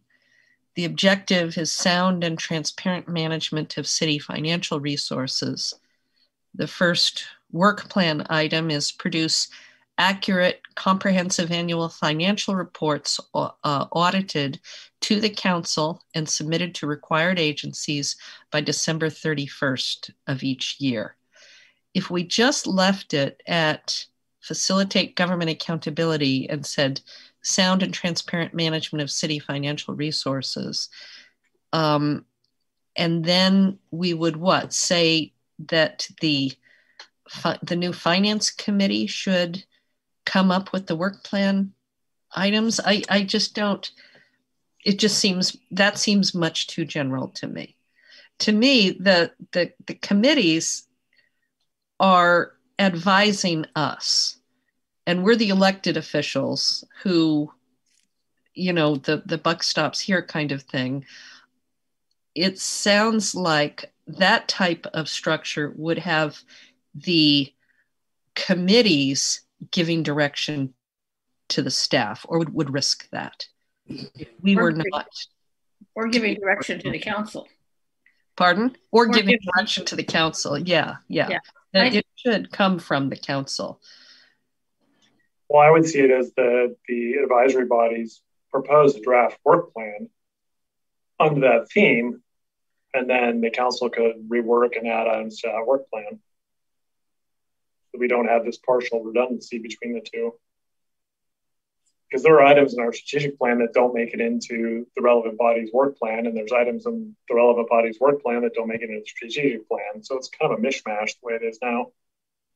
But, you know, I think that's a good point. But I also think the committee work plan should key off the council work plan. The council should be setting the priorities, and that should be received by the committee, and they can figure out, well, where can we be of assistance? Where can we best be of assistance to the council? Thank you. That seems appropriate for an advisory body. Curious. It seems like there's one of us who hasn't said much. I'm sort of curious what his perspective was on all this. Sure. I'll be happy to chime in. Been enjoying the discussion and giving me something to think about. I'm generally okay with the plan as it is. I think, you know, a lot of what's been said about it is true on various sides of this debate. So it's difficult to balance. I would agree generally with Councilmember Nason that you know, the council, I think, should be prime and should be giving the direction to staff as well as to advisory bodies and setting, you know, what we strategically want to do. I extend that to mean that, you know, our strategic plan needs to be flexible enough or non-specific enough to mean that we can be driving things and making things happen that maybe aren't included in the plan or could go beyond it if we want to bring ordinances or resolutions that do so. The one thing that has occurred to me in the discussion of, prioritization is, I don't know how exactly we were discussing prioritizing, but the thing that occurred to me is for these more specific work plan items, which is what the smallest level I think are called. We wouldn't have to rank them to prioritize. We can mark, one of those in under each goal, or one or two of those like a higher priority if we wanted to, give some ordinal ranking to some extent without going to the extent of, ranking every single work plan item, which I think could give just a little bit more direction of what's a really high priority, and that usually I think would probably end up being the like bigger ticket, overarching, wider items.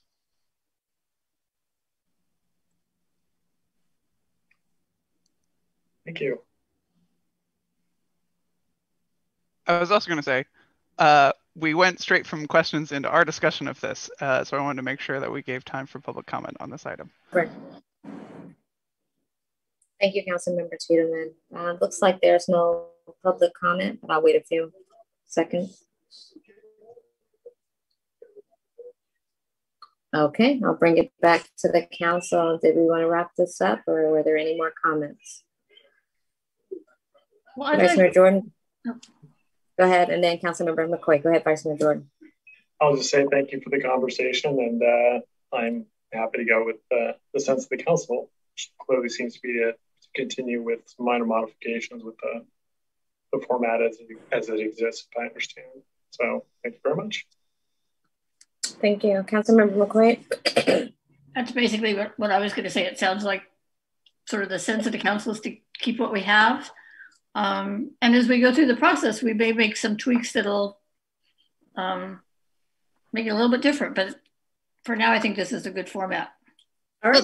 Let's work in what Vice Mayor Jordan has brought up about the committees. I think that we probably do give too little thought when we're doing the strategic plan to how this is going to help guide the work of the committees.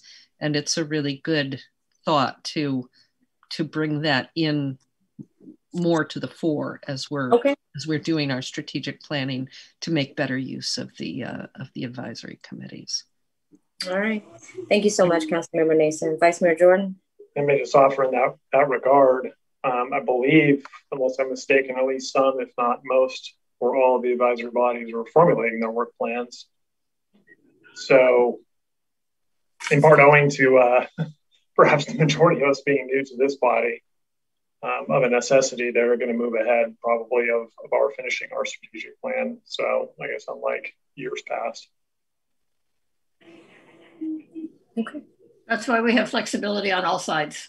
All right, we're going to go ahead and move forward. Thank you, City Manager, for your help with this. I'm going to move to new business, item number 11.1. This one is East Bay Community Energy Default Energy Plan. And Councilmember Tiedemann, you want to go ahead and present, please? Yeah, so as some of you probably know, our current default energy plan with EBCE is not financially feasible, and we're going to have to switch off it by the end of the year.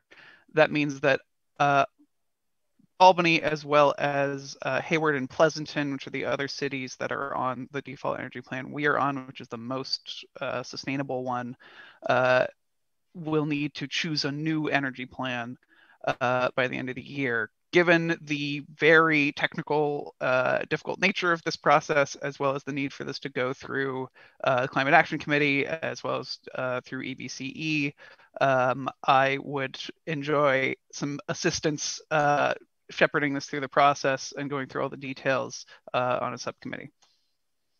All right, thank you, Councilmember Tiedemann. Any questions, comments from the council? Anyone wants to help Councilmember Tiedemann? Vice Mayor Jordan? Yeah, I had some questions. Okay. So I get some more clarity on what this, well, first of all, maybe a question for the city attorney. It might be more generically helpful. what should we call this body? I'm worried, given recent revelations, that calling it a subcommittee maybe isn't the best name, because that might have some particular Brown Act, at least not hard implications, but sort of gloss to it. Should we call it an ad hoc committee? I don't know. Do you have any recommendations to signal that this has a limited mission and a limited amount of time? Vice Mayor Jordan, it does seem like it is a limited subject matter issue in terms of suggesting a new energy plan. So I get the sense that it's not going to go on. And as long as we have no more than 2 council members as part of this ad hoc committee, it should be fine. And not subject to the Brown Act is what I mean by it should be fine. I think you just answered my question, which is calling it an ad hoc committee rather than a subcommittee might be the way to go. I see Councilmember Nason. Go ahead, Councilmember Nason. Well, when you're done, I didn't want to disturb if you have okay. more questions. Well, I know given your experience, you might have had a thought on that particular question. So that's what I thought. Yeah, I had a question about why, I'm not sure I understand why this would not just be a referral to the Climate Action Committee. It seems like it's till the end of the year, right? And they have, they could give us their recommendation, and we could still have time for an ad hoc committee to meet if we thought we needed one after getting the climate action recommendation. I'm not sure I understand.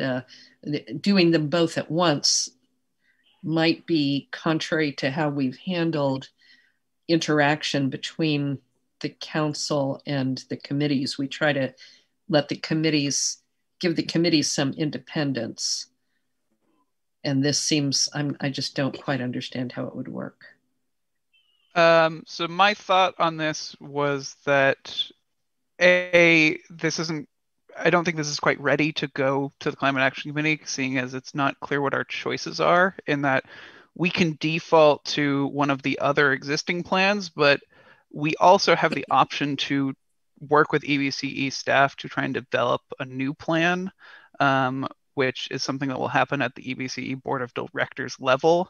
I've reached out to agendize initial discussion of that possibility, but further discussion of that and I think presentation of that to the Climate Action Committee and then to this body, I think will be a non-small amount of work that I think is appropriate for an ad hoc committee like this.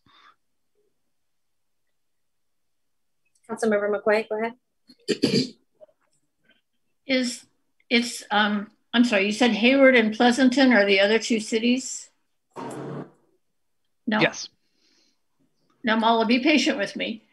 Could there be a committee of representatives from the 3 cities working on this? Because do they have the same interest that we do, trying to sort of work through the process? It seems like if there could be one group sort of working with the 3 cities, it might be easier than 3 groups working with EBCE. I don't know. I'm sure, Aaron, you have a better thought about that than I do. And Mala, what would that do if we had a committee of people outside the city? In order to be considered an ad hoc committee and not subject to the Brown Act, it has to be made up of solely less than a quorum of the council. So if you were to create a committee, let's say of 1 or 2 council members from each city, then it would be subject to the Brown Act. So you can do it. It's just going to need to meet those requirements. And would that give you what you need? Well, I was going to add to this that I have emailed to reach out to the EBC representatives for those 2 cities. I haven't received a response back, I believe from, I've received a response back from one of them. I can't remember which. So I'm going to attempt to talk to them about this, seeing as there may be mutual interest. An outside the city committee could possibly work, but I think would be useful as maybe a subcommittee of the board of directors of EBCE, which might be something that comes up in our agendizing of this in discussion, which I think is happening tomorrow on Wednesday night. Whereas my purpose for this subcommittee is really to usher it through our process and that we're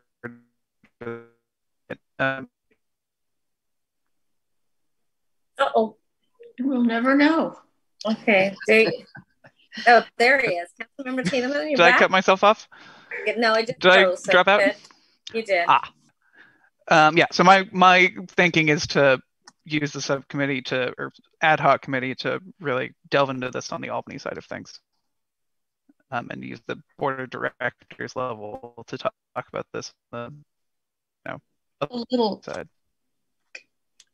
I'm a little concerned that this sounds like it's sort of delving into EBCE staff work almost. I mean, if it's that much work, I mean, our policy, it was sort of, and I actually thought we had adopted the mid-level of the three, and then Piedmont maybe went to the highest level that did not have the,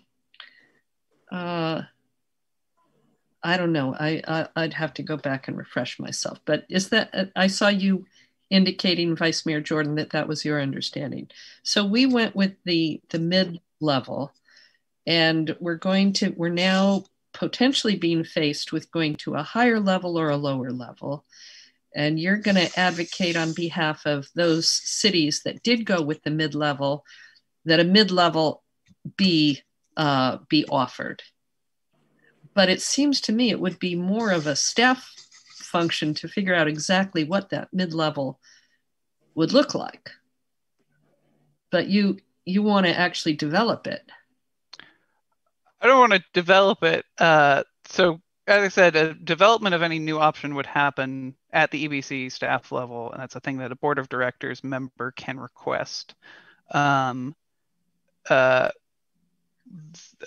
think this is just to take up the thinking on the Albany side of what is the best level for us, given what EBC presents as our options and possibly new options, and presenting that, helping to present that information to both this committee, this council, and the Climate Action Committee. Go ahead, Vice Mayor. I think I like where Councilmember Nason is headed, because I think the framing of the third option at a policy level probably, well, might not be that complicated. I mean, one could say it should follow this ad hoc body, but for instance, I could see the third option, because this is sort of the sticking point, the third option should be financially sustainable and priced the same as PG&E Energy, because that's the one that's missing. And maybe that's 60% renewable instead of 40% or 100%. But put that policy proposition to EBC staff and see what the staff comes up with, because that's the piece that's missing. So I agree. I'm not quite seeing what work this body would do specifically. Beyond that, I mean, I think that's a relatively easy proposition to frame, and then to take the EBC board for interest in exploring. Well, Councilmember Tiedemann, did you want to table this and come back? Yep. Or happy to do so. Hopefully, I will have an update about what a new energy plan could look like soon. All right. Thank you so much for your report, Vice Mayor Jordan. Go ahead. I also wanted to, if I can find it, there was a, I don't know if I'll find it. There was we passed the prior council passed a resolution, I think it was 2020-110, that at least in that moment in time set out sort of an order of priority as to which product would be used as the default. And given that the first two options are off the table for next year, which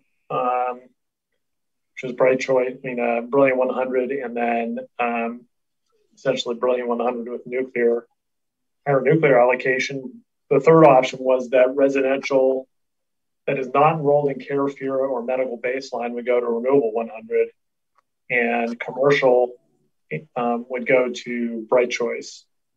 So there is some policy already in place. Now, again, that was in the context of this year, but I just wanted to remind this council that the previous council did that work along with the Climate Action Committee. I mean, that was based on a recommendation from the Climate Action Committee. So we do have that under our belt if we want to rely on it at this point.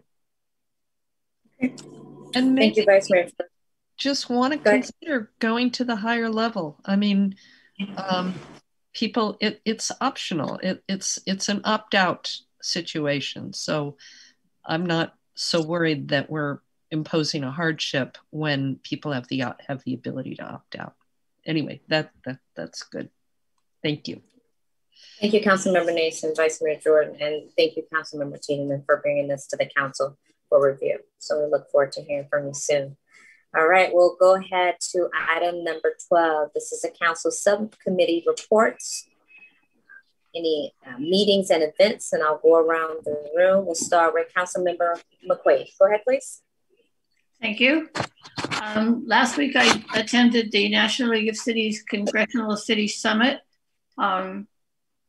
As for our discussion a little while ago, I did pay for it myself.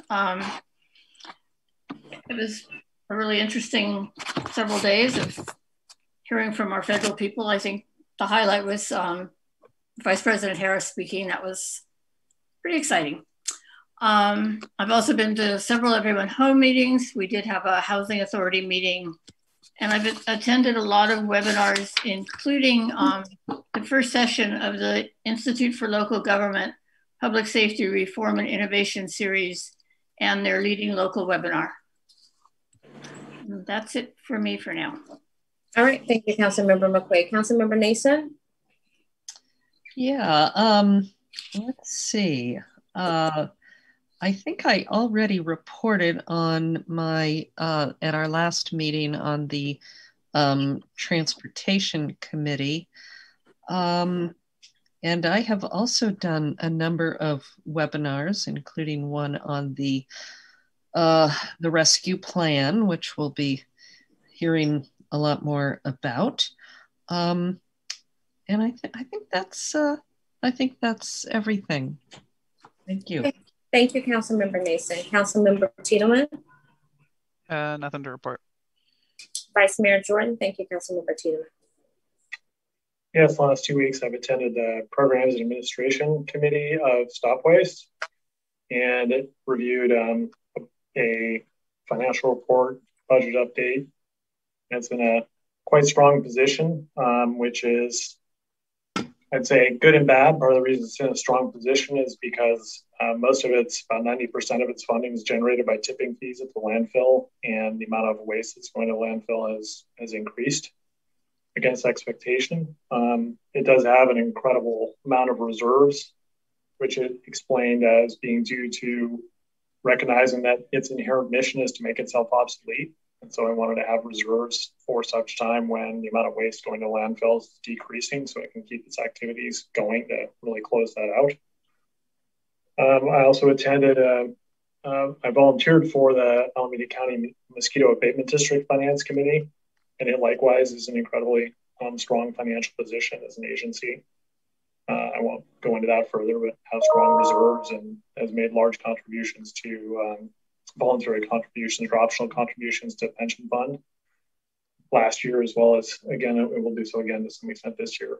I also met with, along with Albany staff member, Lizzie Cariotti, who's, I apologize if I'm not pronouncing her last name correctly, met with Stop Waste staff individually to discuss Measure DD and get thoughts on how, if and how that money were to be spent in support of building electrification, what kind of programs might make sense in that regard. So it's a very initial conversation, throwing out and brainstorming ideas. Thank you. Thank you, Vice Mayor Jordan. For myself, I attended the Alameda County's Mayor's Conference. In that conference, we had a presenter from the California Children's Trust. The topic of discussion was the impact of COVID-19 on the social and emotional health of children. It was a pretty good presentation. He outlined some things that are going on and made some soft predictions on what we should expect as children return to school. We also passed a resolution from the mayor of Fremont. She provided an anti-Asian racism resolution. We did pass that. I also attended the East Bay Economic Development Alliance as an alternate, and basically when it was their meeting, did a lot of introductions, but one thing that I found interesting is as the money is being distributed to the counties, it's basically, what do we do with the money? How is the money going to be, sent to the different cities, and how we can revitalize our businesses? So it was an interesting topic. I believe that our county supervisor has some great ideas on how he's going to get that money to us. So we should be looking out for that as well. That's about it. All right, we will go to, let me make sure there's no public comments. Nope. All right, we are going to future agenda items. I'll go around the room. Councilmember Tiedemann? No. Councilmember Nason? Nothing new. I'm working on one on the waterfront. Okay, sounds good. Councilmember McQuaid? We had a speaker tonight asking us to put something on the agenda. I'm wondering if that would be appropriate. And I have to say that perhaps we could copy off or piggyback off of Mayor May's anti-racist on the Asian population and get something similar on our next agenda. Okay. Vice Mayor Jordan? I'm working on something regarding the pavement management software that's used around the Bay Area, but it won't be ready by next time, so I'll let you know. All right, thank you so much. We'll go to item number 14, announcements, city meetings and events. As you see in 14.2, we have, I moved too fast. In A, we have the leadership with Albany Police Department, Community Policing's Relation. That is our community conversations. That's Thursday, March 25th. We also have the Brown Act training. That's on March 18th. And then our upcoming committees and commissions that are listed on 14.2. And does anyone else have anything they would like to say at this time from the council? If not, it's 9:27. Woo, we're getting out early. And with that said, you have a beautiful week and enjoy your night. Good night. Thank you, Gary. Bye.